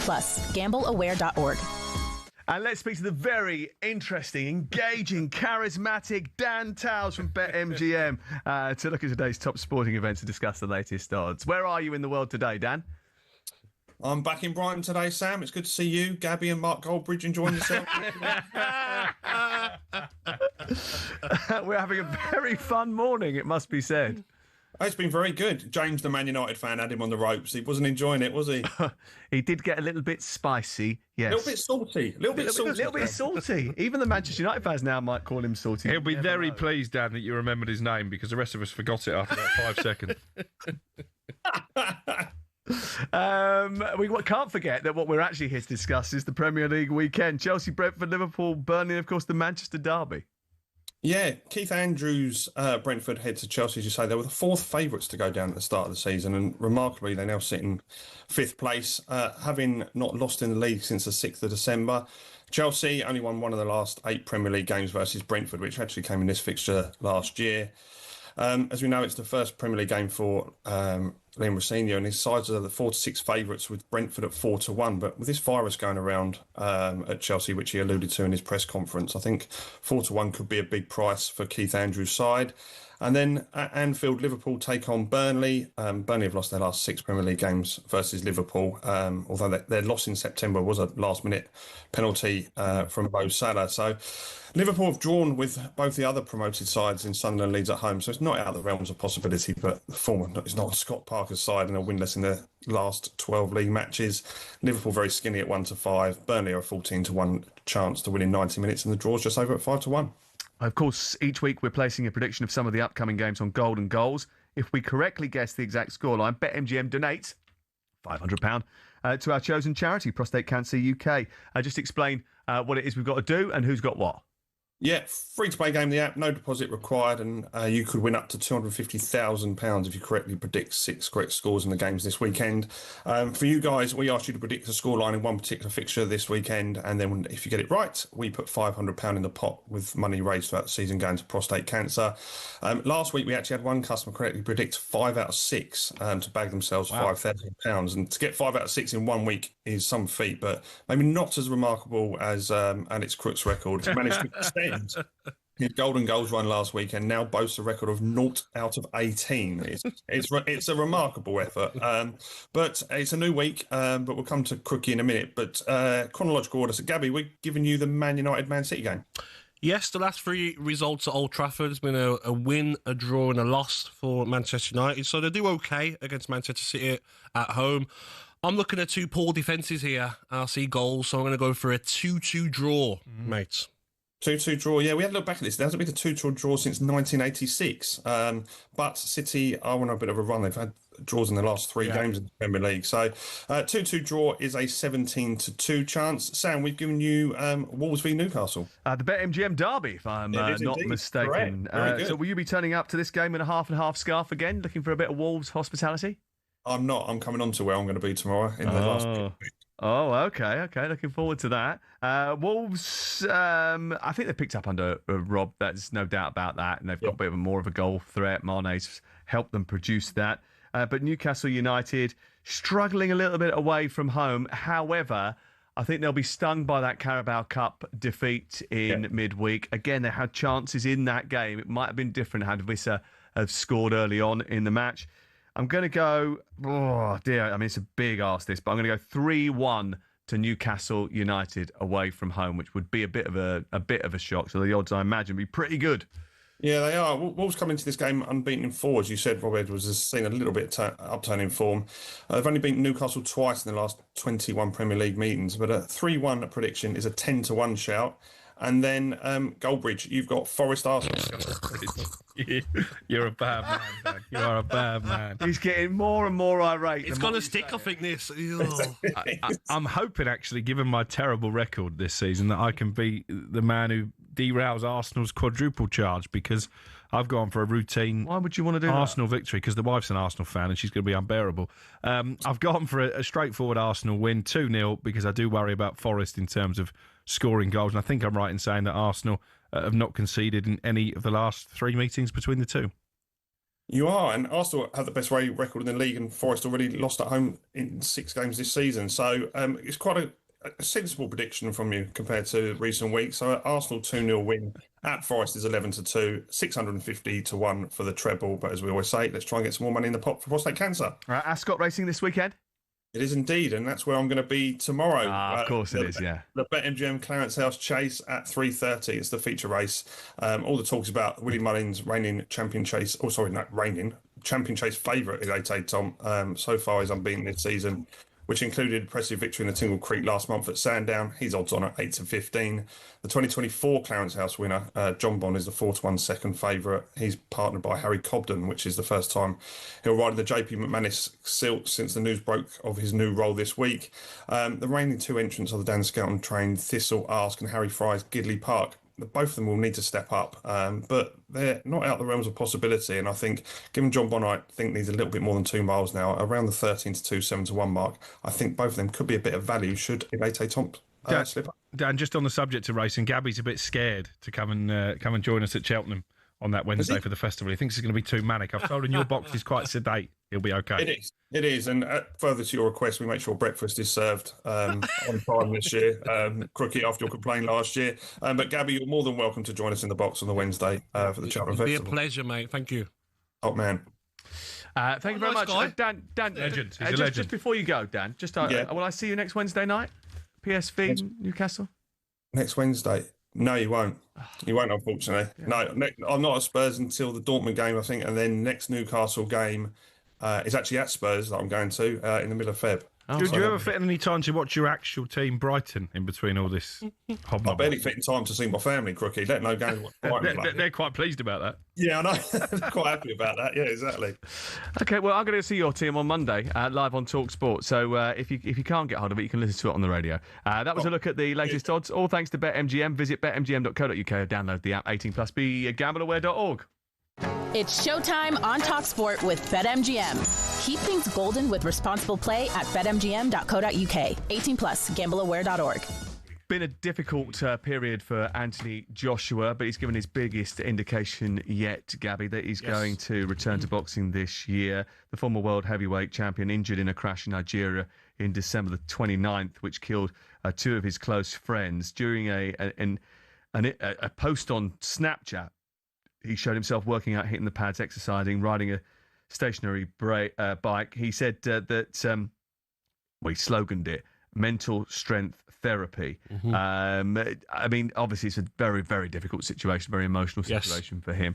And maybe it's just that he's getting some stuff out of his system and he just wants to get back in the gym. But can you see him returning to boxing? I think it's difficult to even talk about that yet. I feel that his promoter Eddie Hearn will be the person that comes out and explains if he is. But at the moment, I feel like the trauma will still be there at large. And sometimes when you have trauma in your life, going out and doing exercise in anyone's life sometimes gets your mind off it and helps you with your mental health. So him getting back on the pads, I saw a clip of him getting in a pool as well, getting back exercising and doing the sport he loves, maybe is what he needs. We do have the opportunity to hear from a bit of Eddie Hearn talking about just this when he came into the White and Jordan show last week. Jim, I think, to be honest, at this stage, it's definitely a no comment from us, just because of the, respect to Anthony. Obviously, everything that he's been through, the tragic loss of Cena and Lats, and at the moment, Anthony needs time, time and privacy, and there'll be no conversations from us about a career, any move, what's next. This is a terrible tragedy, and Anthony's going to need his own time, physically and emotionally. And, at the moment, there's nothing to discuss or say. Let's give him his time and, pray for him and, of course, all the families involved in this terrible incident. Absolutely, and we echo those sentiments. Yeah. And, he's probably just saying what you were saying, that he just needs time and needs to be given the space and the room to make his own decision in the end. 100%. And maybe every day training, getting in the gym, boxing for his mental health is what he's thinking about now, not really fighting again yet. And maybe he'll want to go back into the ring and fight in order to pay tribute to those who were closest to him at some point. Yeah, it does put it all into perspective, doesn't it? We have these spats, and we get very worked up about various sports, but when you've been through that kind of tragedy, it makes you sit up and realise what's important. Definitely. Still to come on the programme this morning, we'll hear from some of the big name managers ahead of a cracking weekend of Premier League action. We're going to hear from Eddie Howe. We're going to hear from Arne Slot. We're going to hear from Fabian Hertzler, who will be taking charge of Brighton against Bournemouth on Monday night. Another live commentary from talkSPORT on Monday night, Brighton against Bournemouth. We've got the Manchester Derby tomorrow as well. This is Sam Matterface, Alex Crook and Gabby Agbonlahor with the Selco Builders Warehouse. Check out this month's Real Deal at selcobw.com.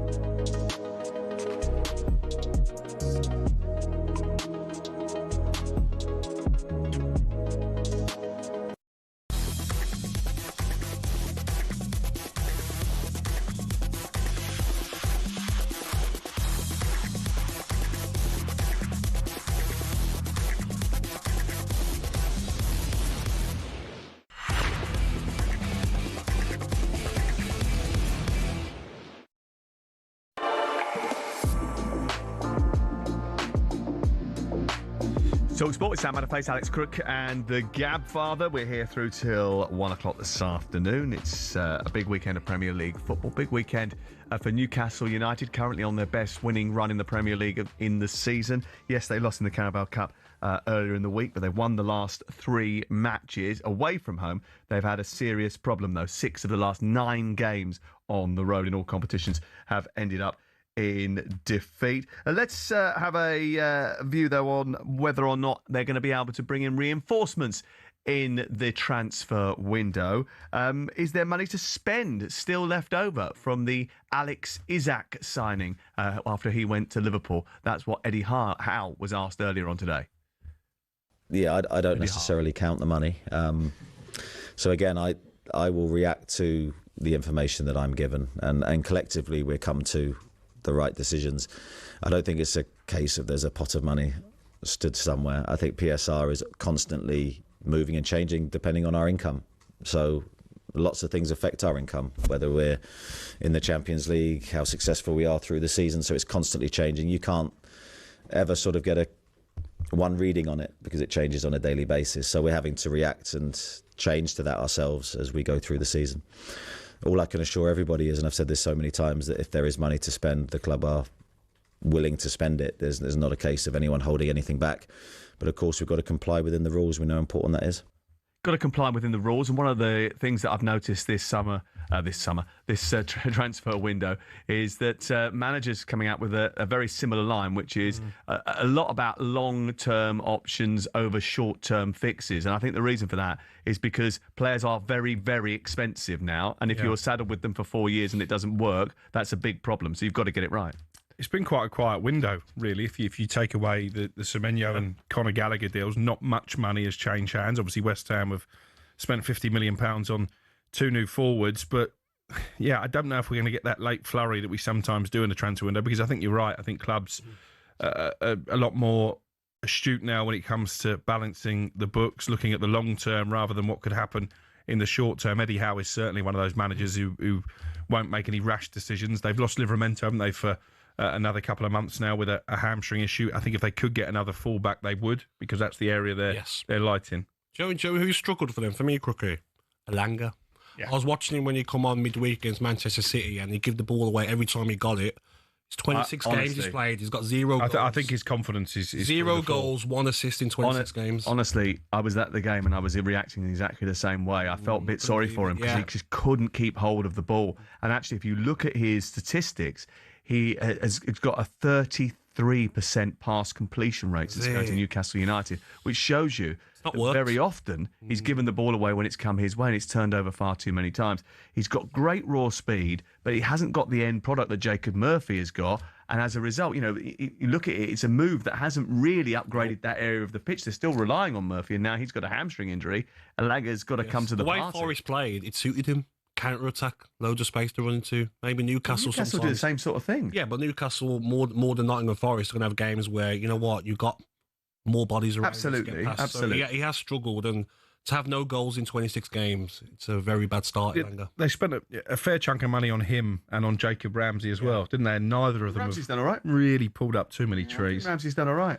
I think slowly but surely, he had an injury at the start of his tenure there, but actually as he started to come into the game, I think he's quite well thought of player. Yeah, he's a very good player at Aston Villa, and I think he'll need time as well. But I just look at the Elanga signing, and that's one that maybe Eddie Howe's looking at. It's not working. Yeah, I was a little bit concerned about that when he came on in midweek. And they do need to have those changes, those variations. Sam, it felt like, when you're a young lad and it's your first couple of games with the first team, and you're just nervous and you're giving it away, and every pass. Well, maybe he is nervous. Maybe that is. Yeah, I think he certainly is a confidence player.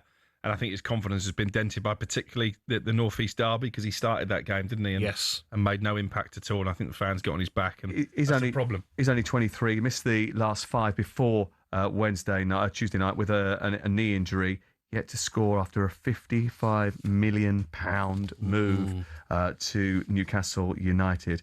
Liverpool take on Burnley, another one that we'll be bringing you Saturday, 3 o'clock on our Round the Ground show with Adrian Durham. That starts at 2:30. Kickoff is at 3. And Arne Slot has been reiterating just how important Champions League qualification is going to be for Liverpool this season. we haven't put ourselves in the most ideal position, especially if you compare it to where we were after 6 games. So, but reality is that we are competing with these teams at this moment of time. Still a lot to play for us in the league, because we all know how important it is for any club, but definitely also for this club, to qualify for Champions League. That didn't happen 2 or 3 years ago, I think, and that had a big impact financially on the club. So yeah, we are aware of the importance of qualification for Champions League, but that's not only for us, that's for a lot of teams. Unbeaten in 11, won the last 6. When I spoke to him on Monday night, he was not a happy boy. He was very frustrated, not only, I think, with sort of like the circumstances surrounding the goal that they conceded, but also the way that they didn't put the game to bed a little bit earlier against Barnsley on Monday night. I was so angry, by the way, at Zoboszlai. You don't do that. I know Conor Hourihane was played with him at Villa, the manager of Barnsley. You do not do that, Sam and Alex. You do not take the mick. If you're Xavi, Iniesta, that Barcelona era, they probably do that because they're used to it. But Zoboszlai was basically mugging You think off. he was disrespectful? 100%, mate. I got 100%. I played, mate, and like he's basically ran with the ball and thought it's only Barnsley. I'm going to back it to the keeper. The keeper wasn't even expecting it because it was so wild, disrespectful. I'm sure the manager will have given him a good time. Listen, I think from the sense that I got from being in the tunnel, that it wasn't just the manager who was a little bit surprised that he did it. You know, I spoke to Andy Robertson straight afterwards as well, and he said, you know, I thought Conor was a little bit strong by saying it was disrespectful. He's going to come up to support his teammate, but he said he won't be doing that again. No. They'll be telling him in the dressing room, won't they? Just on Liverpool, big game against Burnley this weekend to try and keep their unbeaten run going, trying to cement themselves in the top 4. Mo Salah got knocked out the AFCON on Wednesday. He's not going to play this weekend. He might be back for the Champions League next week. He's not going to play this weekend? No. He shouldn't do. Why? Of course he should. He's had a long tournament, just been knocked out at the semi-final stage. Give him a few days to get back. I can't get my head around that. Give him a few days to get back from Morocco. I thought Brian Give the and guy a Bruno chance. should have played in the FA Cup last weekend. This is coming from the geezer who took Christmas off. Out you go. I needed some time to get my The travel ref in. nodding his head because he had 3 weeks off. But honestly, if you get knocked out on Wednesday, why can't you play on Saturday? I reckon he'd want to. You know what Mo Salah's like? I reckon he wants to. Maybe the manager says, give yourself a few days, you'll be in the Champions League squad. I'm a bit surprised. Jet lag. You know what I mean, Sam? Like, we're footballers, you know, give us a break. Tough job. I mean, Crookie. I think we've already pointed out that Liverpool need to finish in the top 4. And they will. Maintain their financial advantage over the others. They will, and I still think that he'll be top 5 this season again. I feel like we'll get that extra position because I fancy Arsenal to win the Champions League. But I take it back. He's got a 3rd and 4th place playoff to play. I didn't realise I had. See, I knew that. I told you. Know that? I didn't know that. Well, you stitched us all up there, haven't you? I knew that, but I didn't want to tell you. Is that actually a thing? Didn't know that, Seriously, it is a thing. Yeah. Apparently, the ref has just confirmed it. You should know that, guys. Sam, you're better than that, mate. Honestly, they need. That's the first time you got something wrong, Sam, in like 10 years. I didn't say to do with me. It's him. I didn't even know. Almost Salah. I'd be ducking out the 3rd and 4th place playoff and coming back to play for my club. Ooh, No. Crookie. You've made a mistake. Yeah. Own the mistake. Ducking out of it. Don't try and bring out some sort of weapon to Is try that cooler, James? He's fried my brain. I stand by the fact Brian and Bumo should have been playing for United in the FA Cup last weekend. Didn't he have a 8th and 9th Maybe he didn't ignore him. Almost Salah. I can't catch a break of you guys. Sorry, Mo. I apologise. We all get it wrong once every now and again. Or twice in a show. 037172233 4 is the number to call if you want to get in touch. We'd love to hear from you. This is Talk Sport with Sam Matterface, the Saltmeister, and Gabby Agbonlahor. We're here right the way through to 1 with Selco Builders Warehouse. Check out this month's real deals at selcobw.com.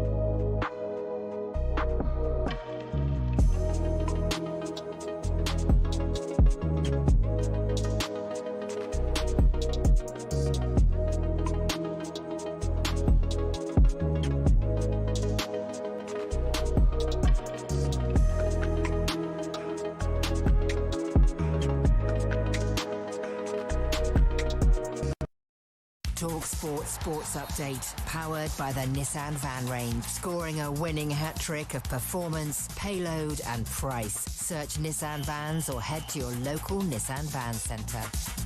With the headlines at 12:01, I'm Nick Ellaby. Good afternoon. Arne Slot's happy to be getting Mo Salah back next week. Even if I had 15 attackers, I still would have been happy if he would have come back. But that's not our current situation.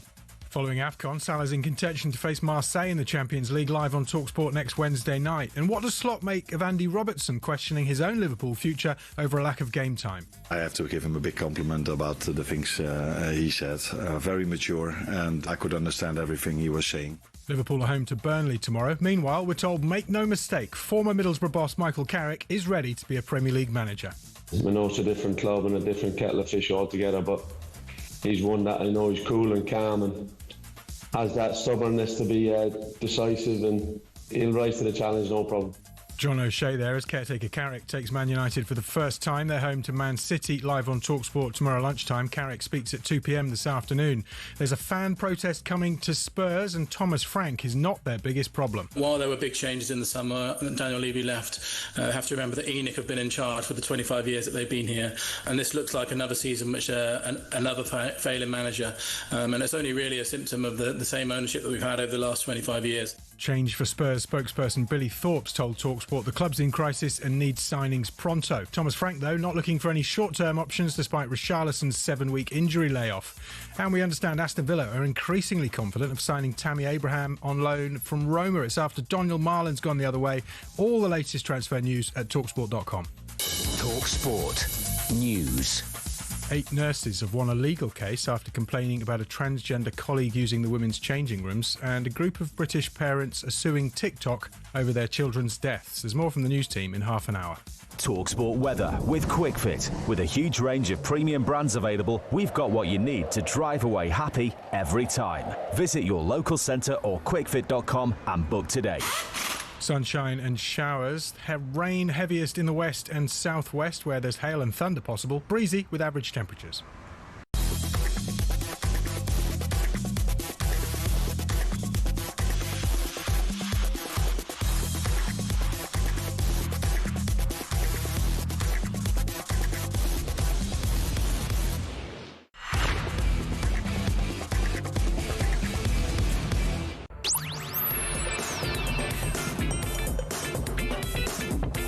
talkSPORT, Matterface, Gabby Agbonlahor. Midday, good afternoon to you, whatever you're doing today. Thank you very much for lending us your ears. It's Sam Matterface and Alex Crook alongside Gabby Agbonlahor, who, how many caps for England? I got 3. 3 England caps. Should have been more. But should have been more. Too many good players are better than me. England manager Thomas Tuchel has been speaking in the last 24 hours about the kind of characters that he's going to need in his World Cup squad. He says that players will need to have the right social skills and personality to get in the final 26. He's only got 2 friendlies in March against Uruguay and Japan before having to name his squad for the finals, where England face Croatia, Ghana and Panama in the group stages. Tuchel says he needs to get the right balance in his squad. And actually, having sort of spent a bit of time with him over the last year or so, I get the sense that the way he wants to formulate the squad is to have a core group of ones who will be playing, and then the other probably 10 that won't play as much will have to be very, very good around the camp and be very helpful to the rest of those that are playing and not be a problem. Yes, I understand what he's saying. What he's basically saying is that I want players that if you're not playing, I still want you smiling, I still want you to be bubbly, I still want you to enjoy the 6 weeks, 5-6 weeks that you're away. And I look at players like Dan Burn. I don't think Dan Burn starts in our best defence, but he'll be in the squad and he'll be a great character. Jordan Henderson, Dean Henderson, goalkeeper. Players like that, they're the ones that he wants. But what he won't want is, let's say Cole Palmer, for instance, isn't playing for 2, 3, 4 games. He's not going to want someone like that maybe to be sulking. So he's got that's going to maybe cost a few players if they can't be up for the rest of the team. It's even trickier this time, isn't it? Because it's quite a long camp. When are the friendlies due to take place in Miami? Well, they, I think, will go out on the 1st or 2nd of June. They'll be in camp for about 2 weeks before they then go and play their first game at the World Cup. During that camp, they'll play 2 games, one on the Saturday, I think, and one on the Wednesday just before the World Cup. And if they go all the way through to the final, you're talking about the best part of 7 weeks, aren't you? Oh, yeah. Definitely. Yeah. I mean, it's always like that. Because even if they're not in camp away in America, usually they're at St George's Park for the 2 weeks before they go off to a European Championship. I've spoken to players that have been away with England and you've done 11v11 and you're not even in the 22 because there's obviously 25, 30 players or whatever. Well, there's 26 now, yeah. Yeah, so you could do an 11v11, Thomas Tuchel, and you're not involved. Yeah. But you've got to keep your head and just say, like, listen, you know what you're here for. You might not even play a minute of the World Cup. So he's got to judge those characters very carefully. He says, when I speak to players who have been in World Cups, it's always made the difference when the connections were right, the communications were right. When the players had the feeling that the right group is in camp, they know their role, they know why they're in camp and what is expected of them. They had the feeling the tournament could go on for another 4 weeks and they'd be happy together if they're successful. One of the brilliant things that Serena Wiegmann has always been credited with the Lionesses is that she goes into the camps beforehand with everybody understanding what they're going to do. You're going to be a starter. You're going to be coming off the bench. You're going to be a squad player. So you know before you leave what to expect from the tournament. You're under no illusions that it's going to be like this. She may have to change it midway through depending on what's happening. But she makes it very clear, this is my preferred situation. This is what I expect your role to be. So the players go away in the full knowledge of how their 7 weeks is going to pan out. Harry Kane is going to play every game. He's my striker. But you know what, Ollie Watkins? Like, you're going to come on for me and you're going to try and make a difference if you can. Or if that's Calvert-Lewin, if it's whoever it is who is that backup striker, then they'll know. So they're not going to be sulking if they're doing well in training and they're thinking, I should be starting in front of Harry Kane. But that communication is really key, isn't 100%. it? Making sure that everybody knows their role in the camps.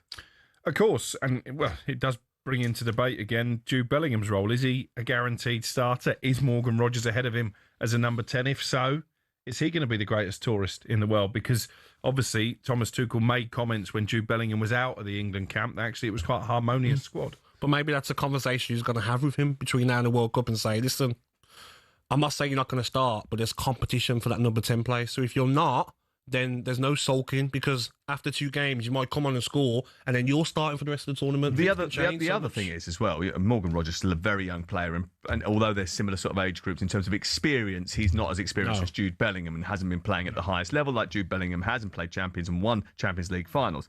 But it might be the case that they might say, well, actually, that role's probably going to have to be shared over the course of the tournament because it's very hot. You're going to need the demands a lot. So what you'll end up doing is you may well start a couple of games in the group stages, Morgan, but actually when it comes to the knockouts, we're probably going to use Jude.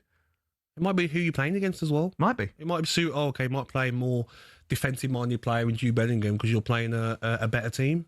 You know what I mean? Lots going to change during the tournament. And there are a lot of games. I remember the Euros when, was it Euros 2021, where Foden got his hair dyed blonde like Gaza.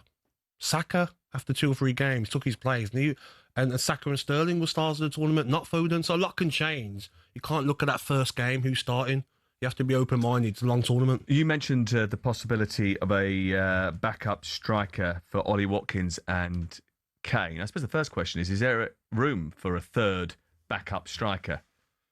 Well, you don't necessarily need one because obviously he's going to play with one up front. You've got players there who can play as a false number 9 if possible, although he tried it with Phil Foden, didn't he, in one of the recent games. That didn't really work. I think Watkins will be the understudy, and I'm not sure there's anyone who's knocking on the door loudly enough really to Rashford will be the get on the plane. Yeah, you can play Rashford there. I mean, I think Rashford will go when Thomas Tuchel seems to be a big fan of Marcus Rashford. You've got to say he's having a decent season at Barcelona.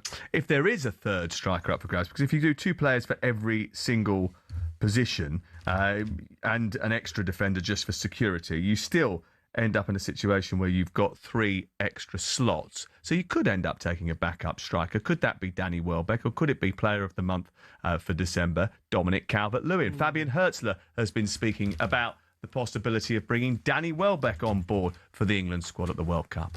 Credits for medical team and of course also for Danny because he behaves very professional. He's preparing well for the training sessions. He does everything for good regeneration to make sure he's ready for the next session, for the next game. And therefore, I think he's a professional. And we can do a lot of things with him, but definitely we have to modify him in some ways. So he's not doing the training load what a young guy is doing, or what maybe young Danny Welbeck did. Interesting from Fabian Hertzler talking about 35-year-old Danny Welbeck, who will still only be 35 by the time we get. We'll be 35 by the time we get to the World Cup in the summer. Capped 42 times for England. He's been in good form this season. Lots of consistency, 9 in 23. Calvert-Lewin is the other contender, 4th top scorer in the Premier League, which is remarkable considering he's only started 14 games. He's got 11 caps to his name. Would you want the purple patch of Dominic Calvert-Lewin or the consistency of Welbeck? Welbeck. Better player for me. Yes, Dominic Calvert-Lewin has done very well. But if you look at all of his goals, you know, yes, he's in the right place at the right time. But I look at Welbeck's goal against Manchester United. I don't think that's a goal that Calvert-Lewin would have scored this season. And why not? Take him as that first striker. But what I look at with this squad of players is there's so many number 10s and so many wingers that are available. Look at someone like Bowen. Look at Eze, Palmer, Foden. There's so many options. Maybe he takes 2 strikers next to wingers or 10s. What do you think? I don't think he'll take a third striker. I agree with you. I think if Danny was going to get a call up, it would have happened by now. Yeah. There aren't too many more windows, are there? We've got these international friendlies in March against Japan and Uruguay. Yes. And then obviously you've got the friendlies in Miami, by which time he'll already know the makeup of his World Cup squad. So, yeah, I think Danny Welbeck's time has probably gone. And I'm not sure that Dominic Calvert-Lewin will be able to force his way in either. Be interesting to see what happens with that. Of course, we'll bring you all the games of the World Cup on talkSPORT, talkSPORT 2 and the talkSPORT app. We're looking forward to going to the World Cup. You going to the World Cup, Gabby? I haven't got an invite, mate, no. You've got an invite? No. It's not true. He has been invited. He just doesn't want to. It's too much like hard work. Mrs. won't let him. Yeah. Doesn't do international duty. He has to fly. Donald won't let me in, so... Will he not? No. Would you describe yourself as a good tourist? I actually was, yeah. I was in Qatar. Didn't you go to bed early every night? He did in Germany, yeah. You keep getting wished to bed. In Qatar, I was on camels for socials. You were. Terrified on a camel with my hands forward. Oh, traumatising that was. Did you get the amp? Yeah. And you stayed in the hotel. You were happy with the accommodation? Exactly. Unlike some people who moved to a special hotel. Oh. PSG chairman. I've said too much. You're looking forward to the World Cup. He's looking forward to the World Cup because he's going to be stationed in Dallas initially. Ooh, and in Texas. And he's getting very into the Texas vibe. Oh, you might see a bit of line dancing. Done some research on what's around you? Yeah, we've had a look. We've had a look myself. How many Irish bars? Ryan, the producer. No, you don't want to go to an Irish bar. Go to a saloon bar. Go and get yourself in. Oh, no, it's got to be a saloon bar. Oh, okay. I'm all for getting down. You've got to get properly involved in the Texas vibe. Bit of line dancing. Actually, my daughter thinks I should do some kind of training session with the Dallas Cowboys cheerleaders, which might be quite entertaining. No. That would be awful. That's her big idea. Why would you, an uncoordinated, well, there's the 50-year-old man? 50. I'm not even 45 yet. Why would that be good for it? Why would we want to see you in a tight tummy top with a pair of pom poms? Yeah, it's a good point. Maybe minus the tummy top. Kind of want to see it now. We'll have some fun. Looking forward to it. There's someone on an AI chatbot right now putting Alex Crook into a Dallas Cowboy cheerleader uniform. That's You're right there. Don't choke on your aspirations. I'm not. I'm joking on the idea of you in a Dallas Cowboys cheerleader outfit. This is talkSPORT. Sam Matterface, Alex Crook and Gabby Agbonlahor with Soccer Builders Warehouse. It's where the trade go.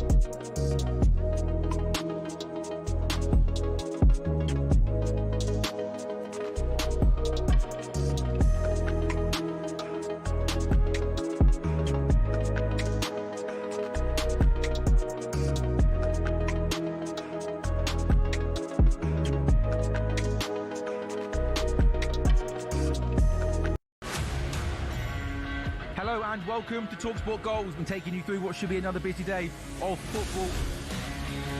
Chance to win it! We don't need to do that, guys. I'm going to owe you an apology. How would you get to that conclusion? That's a weak mentality. Oh, get out of it.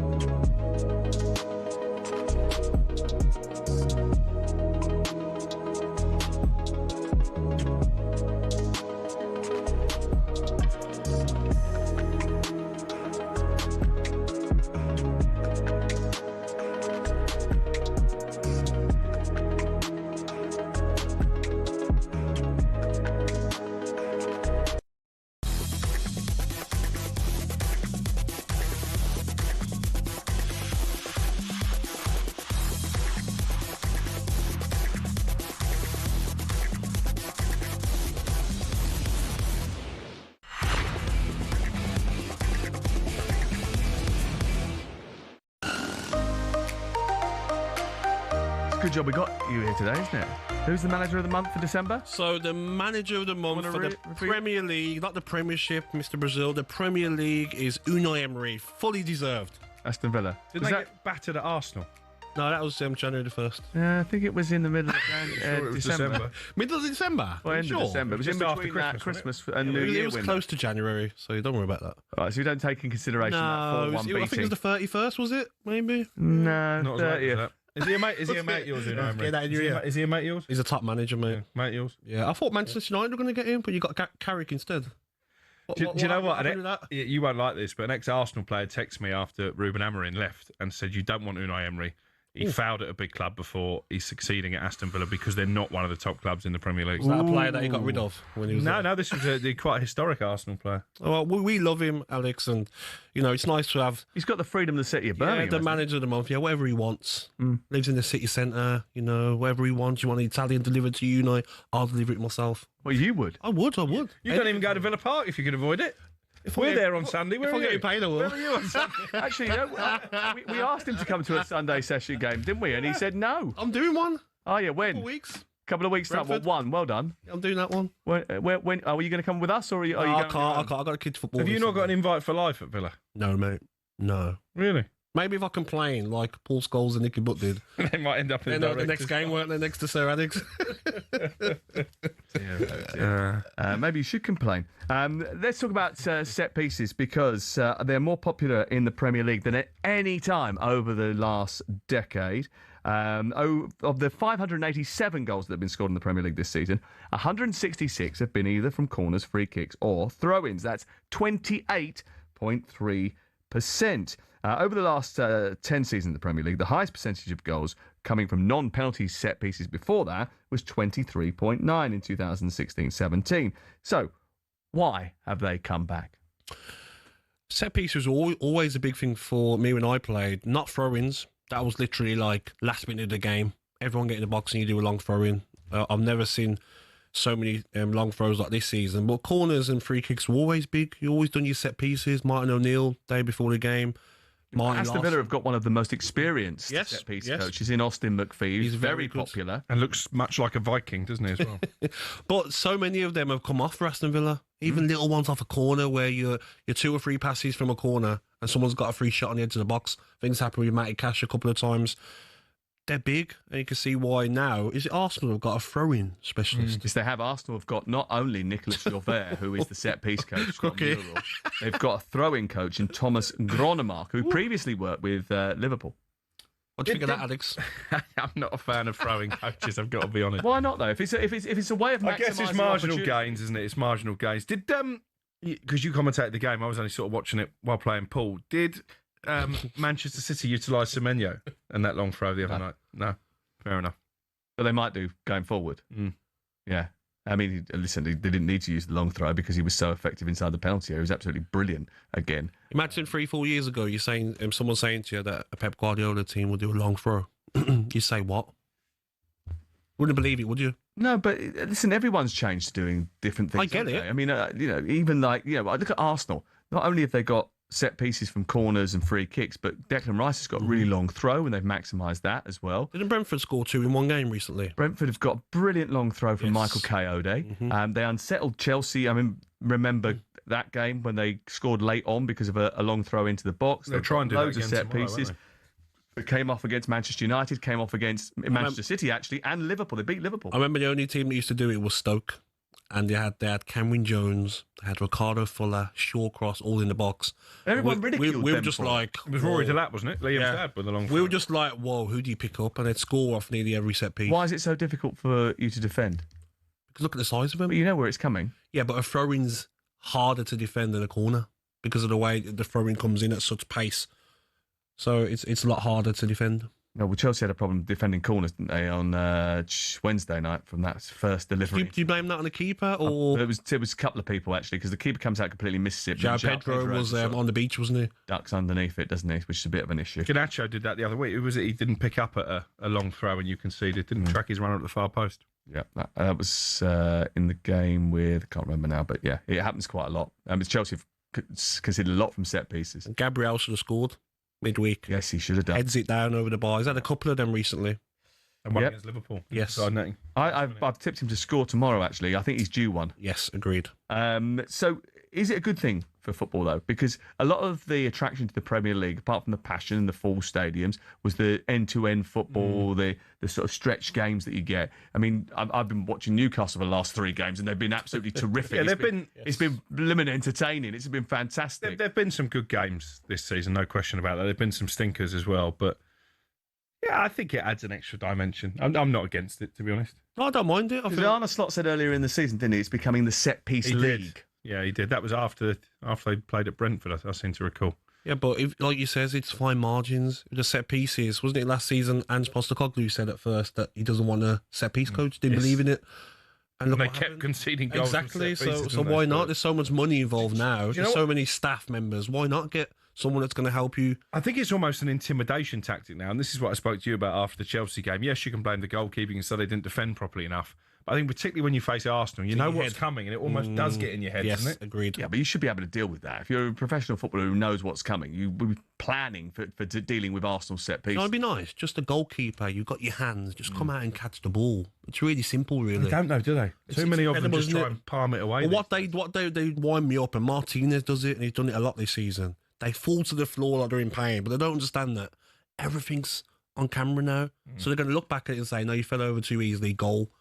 It's not like 10 years ago he might get away with that happened to him in a game, didn't it? Where he complained that he was being he looked like he didn't get touched hardly. Exactly. The ball in play time this season has gone down by 1.5 minutes. Yeah, that's not ideal. Which is representative of the fact that because you've got more stoppages for set pieces and people taking more time over these choreographed set plays. So that's what I mean in terms of, does it disrupt the rhythm of the game? Does it disrupt the flow of the game? Is that the kind of football you want to see? It might be. It might be that you really enjoy long balls into the box. What do you do? Put a time limit. The balance. Maybe put a time limit on. Well, it's interesting you say that because it comes as the football's lawmakers will sit down and look to intensify a crackdown on time wasting next week by considering a referee's countdowns for throw-ins and goal. Don't give the referees more responsibility. They can't handle what they're doing at the moment. Sam, imagine the specialised thrower is running from the other side of the pitch, sprinting, pulls his hamstring because he's got 2 seconds to take the throw in. But the idea hilarious. You know, like when they do the goal, the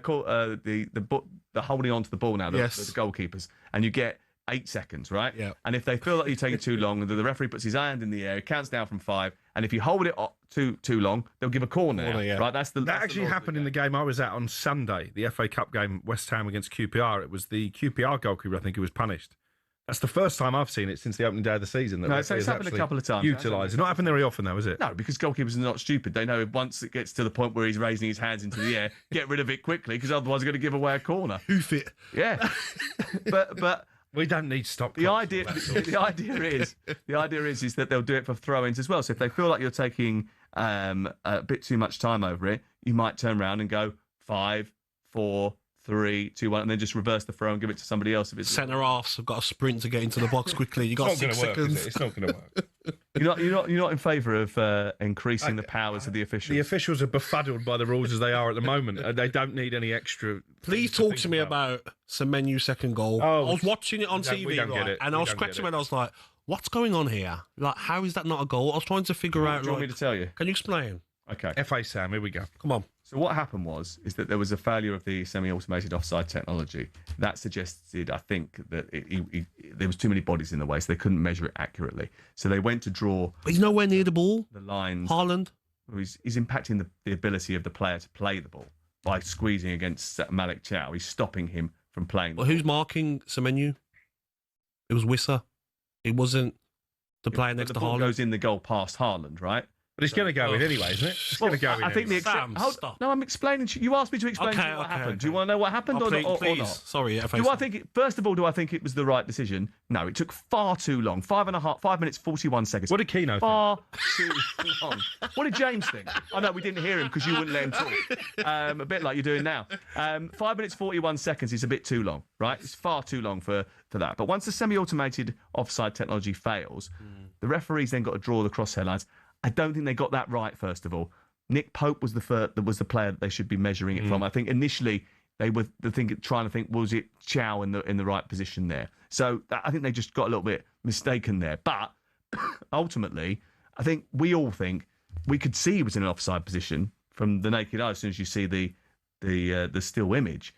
So therefore, you're asking, is he subjectively, and it is a decision for the referee, not is he interfering? Yeah, is he interfering? I don't think he was. Nowhere near. Well, that's a subjective decision. So if the referee thinks he is, then he's going to disallow the goal. If he's not interfering with play, you can let him. And then 24 hours later, you get Chelsea Arsenal. The first goal, Gyökeres is clearly. Yeah. But do you know why that was? It's because you and most of the game said, actually, we don't think that goal that Semenyo scored should be disallowed. So they had a review the next morning, and when it came up again, they did what you wanted them to do, which was let the goal. So you're going to have a go at them for that as well, are you? FA Sam will defend this as well, but I think I'm right in saying these semi-finals were the first time in the competition that VAR was used. Yep.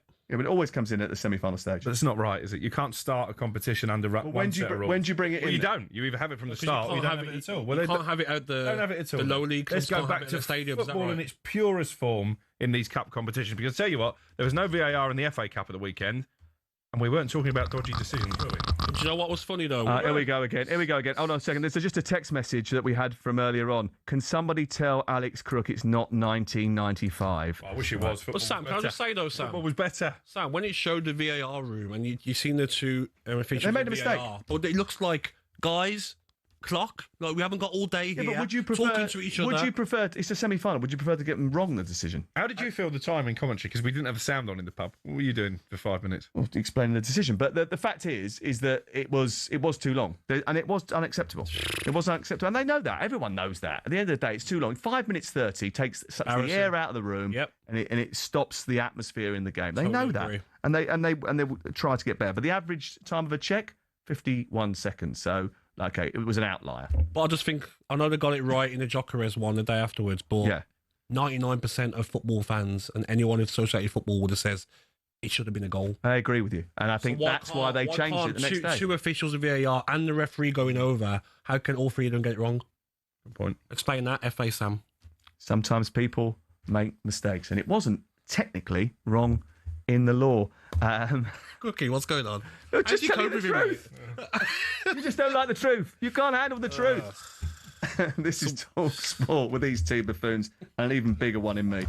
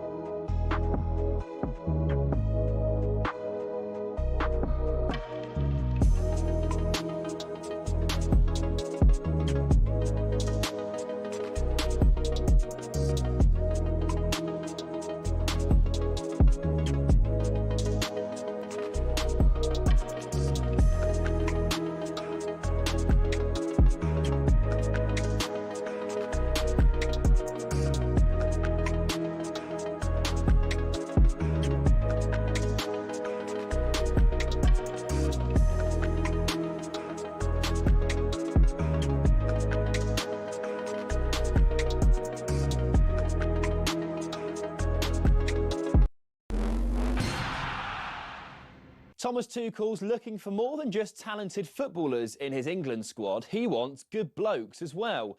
talkSPORT's Leanne Sanderson reckons that means Jordan Henderson has a seat on the plane. People will be thinking in the 23 or 26 players, like, he shouldn't be in there, but, like, you need people that are okay almost with being on the bench. Well, Tuchel says players with strong social skills are needed to help England perform at their very best this summer. Elsewhere, ahead of his first Premier League game as Chelsea head coach, Liam Rosenior has this crucial message. Had a meeting today with the players about washing your hands, the basics, which is really important, and hopefully we can contain it. A virus is ripping through Chelsea. Liam Delap and Jamie Gittins missed their midweek game. Brentford go to Stamford Bridge tomorrow. Roma have completed the signing of Donyell Marlon from Villa. The Dutch striker played 46 times over a year for Unai Emery's side.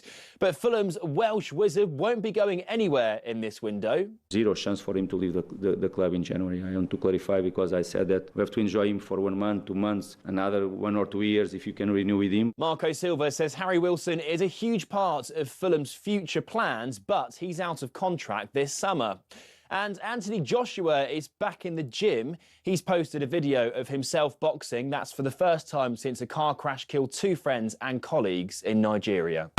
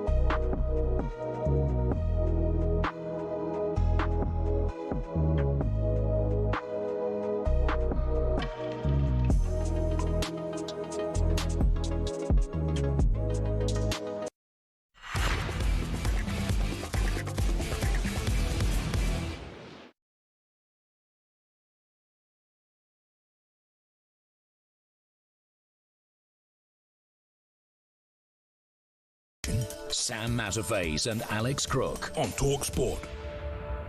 A bit of breaking news in the last few moments. Crystal Palace have been drawn to play HSK Zrinjski Mostar of Bosnia-Herzegovina. Is that a football or a cocktail? Well, you'd probably be better placed to know that rather than either of us two. What date and time is that, so I can put a reminder in? What sort of cocktail is it? More importantly, what would you imagine? I'd say it's rum-based. They're currently enjoying one of their most successful periods in their history, actually. Zrinjski Mostar. They're dominating Bosnian football. They are the gold standard of Bosnian Premier League, with Igor Stimac as their coach. They finished 23rd in the overall league table in the Conference League. That was enough to secure a space in the knockout phase, and they are going to be the first Bosnian club that has advanced past the group league stage of a UEFA competition. They'll play Crystal Palace, which is good news for Crystal Palace. They know their opponents now. Nobody can complain about set pieces or tactics, but the time they take up to start the set piece needs to be looked at, Carl B. That's what we were talking about. Does anyone actually enjoy watching a corner these days? If you're honest, who enjoys watching a goal bundled in from a corner or a throw? Literally everyone fouling each other. I tell you what, that really does get on my nerves. I do like the good corners that are well-worked routines. I love those, like Gabriel coming in and powering a header in. Fantastic. Or a flick on at the near post. There was one the other week where I think it was, Dominguez flicked it off the back of his head and it went right over the top of the goalkeeper in the West Ham game. Fantastic. Loved that.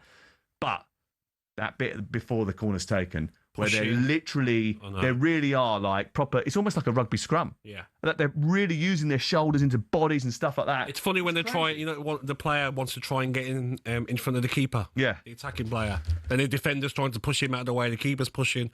If I'm the referees, I don't say a word, I leave them to it. And if you see that anyone is actually pushing and pulling, penalty, that's it. I don't like when they warn them, stop. play on. And if you see someone's giving a foul, just give a penalty. And you know what? One of the great things about this, that was from Ronnie in Potter's Bar, by the way, who thinks that actually we should probably have a new rule banning players from being in the 6-yard box in corners, which is another rule which I don't think we're going to adopt. But the point about pushing and shoving in the penalty area certainly, I think, is well worth raising. And we have great listeners on this programme that really get involved in the show. We don't know what James thought because you wouldn't let him talk. But the contributions that they make to this programme in particular, they're very nice to us and we appreciate it and we love doing this show and it's been an absolute revelation, especially since Gabby joined. Why was Alex outside earlier deleting and blocking I know. James's number? It was a bit out of order, that, wasn't it? You can't do that, Alex. Use a different number, James. Listen, just remember, you can't. It's like a whack-a-mole. When one gets it on the head, another one will pop up. And if I can just turn your attention to the live stream, which is available on YouTube.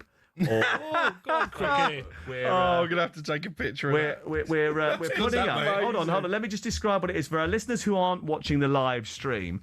An AI-generated image of Alex Crook in a Dallas Cowboys. I think it's a cheerleader's outfit. It might just be a leotard, which is very, very tight. AI obviously doesn't know everything about Alex Crook. That's all I'm saying. I'll tell you what, I quite like that body they've given me, to be fair. Yeah, looking good, Crookie. Yeah, you must have been working out. Lucky wife. It's those 5Ks I've been doing. Or 5Ks you've been paying. Sauna in here. That's what Looks like you lost 5Ks during that. But someone, I don't know, what was the name of the listener who generated that picture? Do you know? Someone sent it in, and look, it's a very good piece of content. That it's brilliant. It's a nice pair of. Would you be tempted now to get yourself in that uniform? That Ryan. Yeah, there's a bit more to it than I thought there would be. I don't know why. Why did you just do that? Because it sort of more covers you, know. Yeah, you're up for it now, eh? Suit you, Crookie. We shall see. I'm sure that the bosses can sort it out, so that I can get a training session with the Dallas Cowboys.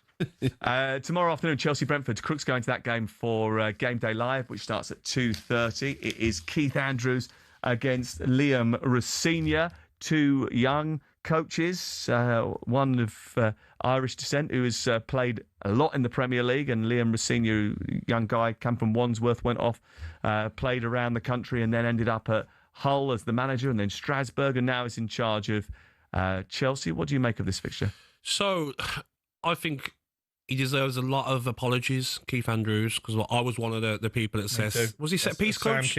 Was he a set piece coach? He was a set piece coach. Yeah, and I thought no experience as a manager, losing Mbeumo and Vissa, I thought they'd really struggle, and it's been the opposite. Yes, they've been tremendous. So. And some people saw that coming, that they would do very well. Oh, who was that? Some people didn't. Who saw it coming? I don't want to say. Alex, any ideas? Did you say they'd be all right? Yeah. It's all right. I've recorded the podcast. I'll make sure it's available for you at the end of the season. I'm pleased for Keith Andrews because you want to see homegrown coaches doing You're pleased for him now because you got it wrong and he still tilts you in a very nice way. And he shook your hand once and said, "Oh, hello, Crookie." I wasn't the only one who got it wrong, as Gabby's already admitted. Yes. So I think a lot of people wrote that. And listen, and you would expect that. They're the greatest manager in their history. They're replacing it with an unknown. And actually, if you speak to Keith, he understands that people were a little bit sceptical about his appointment. But tough game, he's done a very, very good job, hasn't he? He deserves a lot of credit, and he may well end up being manager of the season if they end up getting into Europe. And I think when you watch them play, they're attack-minded. And, you know, everyone's got to fight for the place. Jordan Henderson, we probably thought would start every game. There's games where he's coming off the bench. Damsgaard, he's left on the bench at Exactly. times as well. He's gone so good, though, isn't he? Thiago. Collins is 17 Premier League goals, well. I mean, you're talking about teams who can't defend and need a proper centre-back. I can understand why, actually, some of the top clubs have cast their glances towards Collins. I think he's been terrific. Absolutely superb. And if you think, you mentioned Thiago there, he's got better the longer the season has gone on. They don't want to pick him in Brazil, do they? Because they're a little bit snobbish, the Brazilian FA, about having a Brentford striker potentially leading the line up That's front. poor. If he's good enough, like, get him in there. Sharda as well. I love him. Quick, can finish, gets assists as well. So I think it's a tough game for Chelsea. The Brazilian Federation don't pick the squad. Carlo Ancelotti does. No, but in Brazil, in general, there's a little bit of snobbishness from what Tim Vickery has told I'm taking him the all day over Richarlison. Oh, yeah, I agree. All day. Name me a better, more informed Brazilian striker at the moment in time. He's the top scorer in Brazilian in the major European leagues, but he's not been called up yet, has he? Interesting. But he might be for the March international break. Hope so, because I really like him. Listen, like some Brentford fans say that he can be a bit raw. Well, if you think who's performing better, him or João Pedro, both of whom have the designs to be in that Brazilian squad. He's underwhelmed, doesn't he, João Pedro? He started off really well, and then it just hasn't kicked on from there. I look at João Pedro and Cunha. I sort of similar sort of players. I'm looking at which one's showing more, and I'll take Cunha every day of the week. I was a little bit surprised about Chelsea's team selection on Tuesday night. We were baffled by it initially. We did then get the reports that Liam Delap picked up an illness. There's a bit of flu going around the camp. Jamie Giddings couldn't play in the game. Injured? Palmer, they reckon he will be fit for the weekend. And they think that Reece James, who got bang on the hip, will be fit for the weekend. What do you think about Palmer? Because I was having this argument with Olivia on the breakfast show. She said, didn't argue on breakfast. It was all there. It was a disagreement. She said Cole Palmer goes to the World Cup no matter what because of what he can do off the bench. I say it doesn't work like that. I'm not sure. If he's not getting fitness, he's not getting games in and getting assists and goals. There's too many options in that number 10 position just to say, oh, Cole Palmer goes in because you know what he can do off the bench. Well, I was actually looking at statistics. 4 goals in 12 appearances this season. He's completed 90 minutes just 3 times this campaign. He can't just go, can he? He's only played about an hour under Tuchel, wasn't he, for England? You can't be expecting to go to the World Cup if you're only playing 12 games in the first part of the season. Totally agree. That groin problem, still persistent, needs to be sorted out. If he wants to be a contender to be in that England squad, he's got to play more regularly. And obviously, when he's playing, he's got to contribute. He's a brilliant player. He's one of the best players that Chelsea. He's definitely the best player that Chelsea have had since Eden Hazard. He's absolutely fantastic, but he needs to be playing more. So does Eze, by the way. Eze needs to start playing. Absolutely. We'll talk about Arsenal in just a second because they play Nottingham Forest in a key game tomorrow at 5:30. This is talkSPORT with Sam Matterface, Gabby Agbonlahor and the Saltmeister.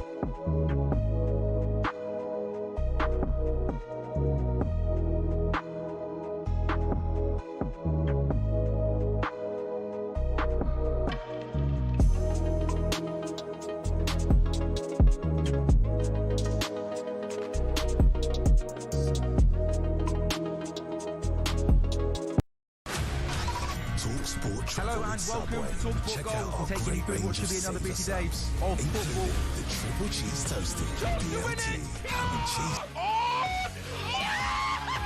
cheese. We don't need to do that, guys. I'm going to owe you an apology. How would you get to that conclusion? That's a weak mentality. Oh, get out of it.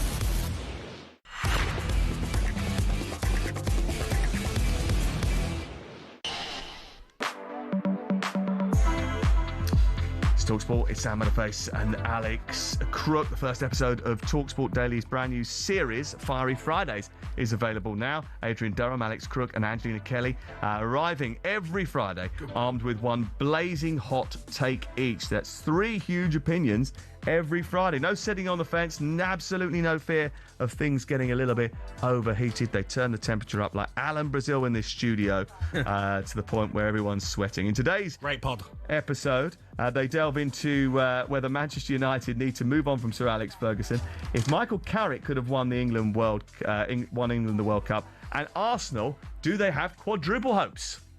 They're not staying humble. This is going to be the best title win ever. It'll be the best Carabao Cup win ever, the best Champions League win ever.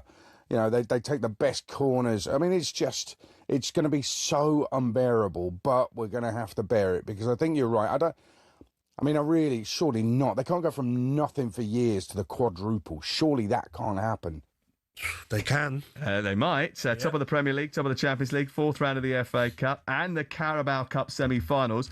Why is there so little talk of Arsenal winning the quadruple, do you think? I actually asked a bookmaking firm this morning what price are they to win all 4, and they're around about 33 to 1. They're 11 to 1, there or thereabouts, not to win anything this season. Actually, it was my hot take, because I think we all know Arsenal fans. They aren't the most humble group of supporters, and I think we're going to have to accept that they're definitely going to win the Premier League, because Manchester City, with their recent run of form, have basically handed it to them. And I think there's every chance they win the Champions League as well. They're not one homogenous group. There will be humble. Well, I've not met many Arsenal supporters, and I'm married to Piers one. Morgan's the worst of all of them. But I just look at Arsenal, and the reason why they can win the double, the treble, quadruple is because look at their bench. They've got the best squad. They made their 10 bench changes at Portsmouth. 10 changes to Portsmouth, and started with Eze and Martin. That team that they put out could win games in the Premier League. Absolutely, that probably has. Look at their bench against Chelsea. Raya. Louis Skelly can't get games. Every time I've been doing a game, Gabby, I've been saying they've got a stacked bench, because it's unbelievable. Havertz is back. Madueke, Martinelli, Gabriel Jesus. Louis Skelly can't get a game when Hincapié and Calafiori are injured. And that's how much options they've got. The reason I'm coming around to the idea, dreading it, that they're going to win the European Cup for the first time in their history. They've only ever won 2 European trophies, and none since Alan Smith scored that goal against Parma. Where's his statue, by the way, at the Emirates? Well, yeah, because that was a great Parma side that they beat. Fantastic. You look around Europe, they've already beaten Bayern Munich. They absolutely smashed Atletico Madrid. Barcelona got hammered by Chelsea at Stamford Bridge. Real Madrid are in a right mess. They've just been dumped out of the Spanish Cup by a second division side. PSG, not the same. So who around Europe? PSG conceded 2 goals at home to Spurs. Who around Europe is going to? Well, the only thing I'll say about them is that maybe, just maybe, because of the intensity of the pressure of getting over the line in the Premier League, because they may well be in the Carabao Cup final, because they might be going deep in the FA Cup, it might be that as they get on in Europe, someone from the Premier League stops them from winning the Champions League. With City's defensive injuries. But what if City end up drawing Liverpool not firing Arsenal in a 2-legged game in a quarter-final of the Champions League? Yeah, what if they draw Chelsea? What if they draw Liverpool? I back Arsenal. Well, they haven't beaten Liverpool this season. The competition for places that they've got. I mean, Madueke's just sitting there. Mate. I'm ready. And when he comes Give me on, a chance. Fantastic. Exactly. Gyökeres, he's there, but you can play Marino there. You can play Gabriel Jesus, Havertz. They all want to come and do something. Left back, they've got so many options. Ben White, happy to get a game recently. Can't get in the team. Centre halves, Mascara, Hincapié, they're ready in case Gabriel and Saliba need a rest. Havertz came off the bench at Portsmouth the other day and he played this pass, and I just was like, wow. Norgard. Drooling over How good was Norgard Norgard so for Brentford? Cultured, so beautiful, the way he put it into the path of, I think he played it into Saka. It was absolutely delicious. Eze can't get any minutes because Odegaard stepped up. His performances have been terrific. Trossard has been absolutely stellar over the course of the season so far. Martinelli can't stop scoring at the moment. I think Saka actually his best form is still to come. I don't think he's actually been on top of his game yet. There's no space for Ranieri on the bench. Yeah, sometimes. Some weeks. There's no space. How many do you think they'll win? I think they'll win 3, I do. I think they win the Carabao Cup. They'll win 3 trophies this year? Yes, I do. I think they win the Carabao Cup. I really do. I think in a final against Man City, I fancy them. I think they win the Champions League. And I think they win the Premier League. Don't think they win the FA Cup. Well, I mentioned it to you very early in the day when you were sort of still flip-flopping between 7 different teams and win the title. That they had the Opta supercomputer said that they would win both the Premier League and the Champions League. So the statisticians have been backing them for a very, very long time. And I think that is because of the investment in the squad building that they've done, but also because of the fact, and this is most important, Crook, they've conceded 14 goals in the Premier League. Yeah, they've started to look a little bit more vulnerable defensively in recent games. You know why, though, don't you? Go on. They haven't named their first choice back four since the November international break. So that's Timber right back, Gabriel, Saliba, and Calafiori. They haven't named that four together from the beginning of a game since November the 8th, I think it was. But you're right with like Barcelona and Real Madrid, two very good teams with great attacking players, midfielders, but defensively, Barcelona are so open. And so are Real Madrid. So I just look at Arsenal's all-round team and I fancy them. And you have to remember, if you go back to the Champions League last season against PSG, the goalkeepers had to make a couple of superb saves in the second leg in order to knock Arsenal out. They'll learn from that. I think they're going to be champions of Europe. Right, OK, we've got to go now. We've got to get to the pub across the road. You're not going to start an argument with anyone, are you? If fans come up to you and Is start James giving coming to buy me a pint? say sorry for being so disrespectful. A pint of bitter. Are you going to be rude to people if they start giving you their opinion that you don't agree with, or are you going to be OK with them? You're going to be pleasant, yeah? Look, he's over it. He's over it. He's only been talking about it for about the last hour and a half. Gabby, lovely to see you. Thank you very much. Crookmeister, I'll speak to you tomorrow when you're at Chelsea, and I will see you on Sunday. You're in the spare room Sunday night. I am in the spare room on Sunday night. We're going to Aston Villa versus Everton, which is what I was referring to, actually. Not necessarily our little cuddle later on, but that's fair enough. We'll see you over the weekend. I'll be at the Manchester Derby tomorrow. H&J are next.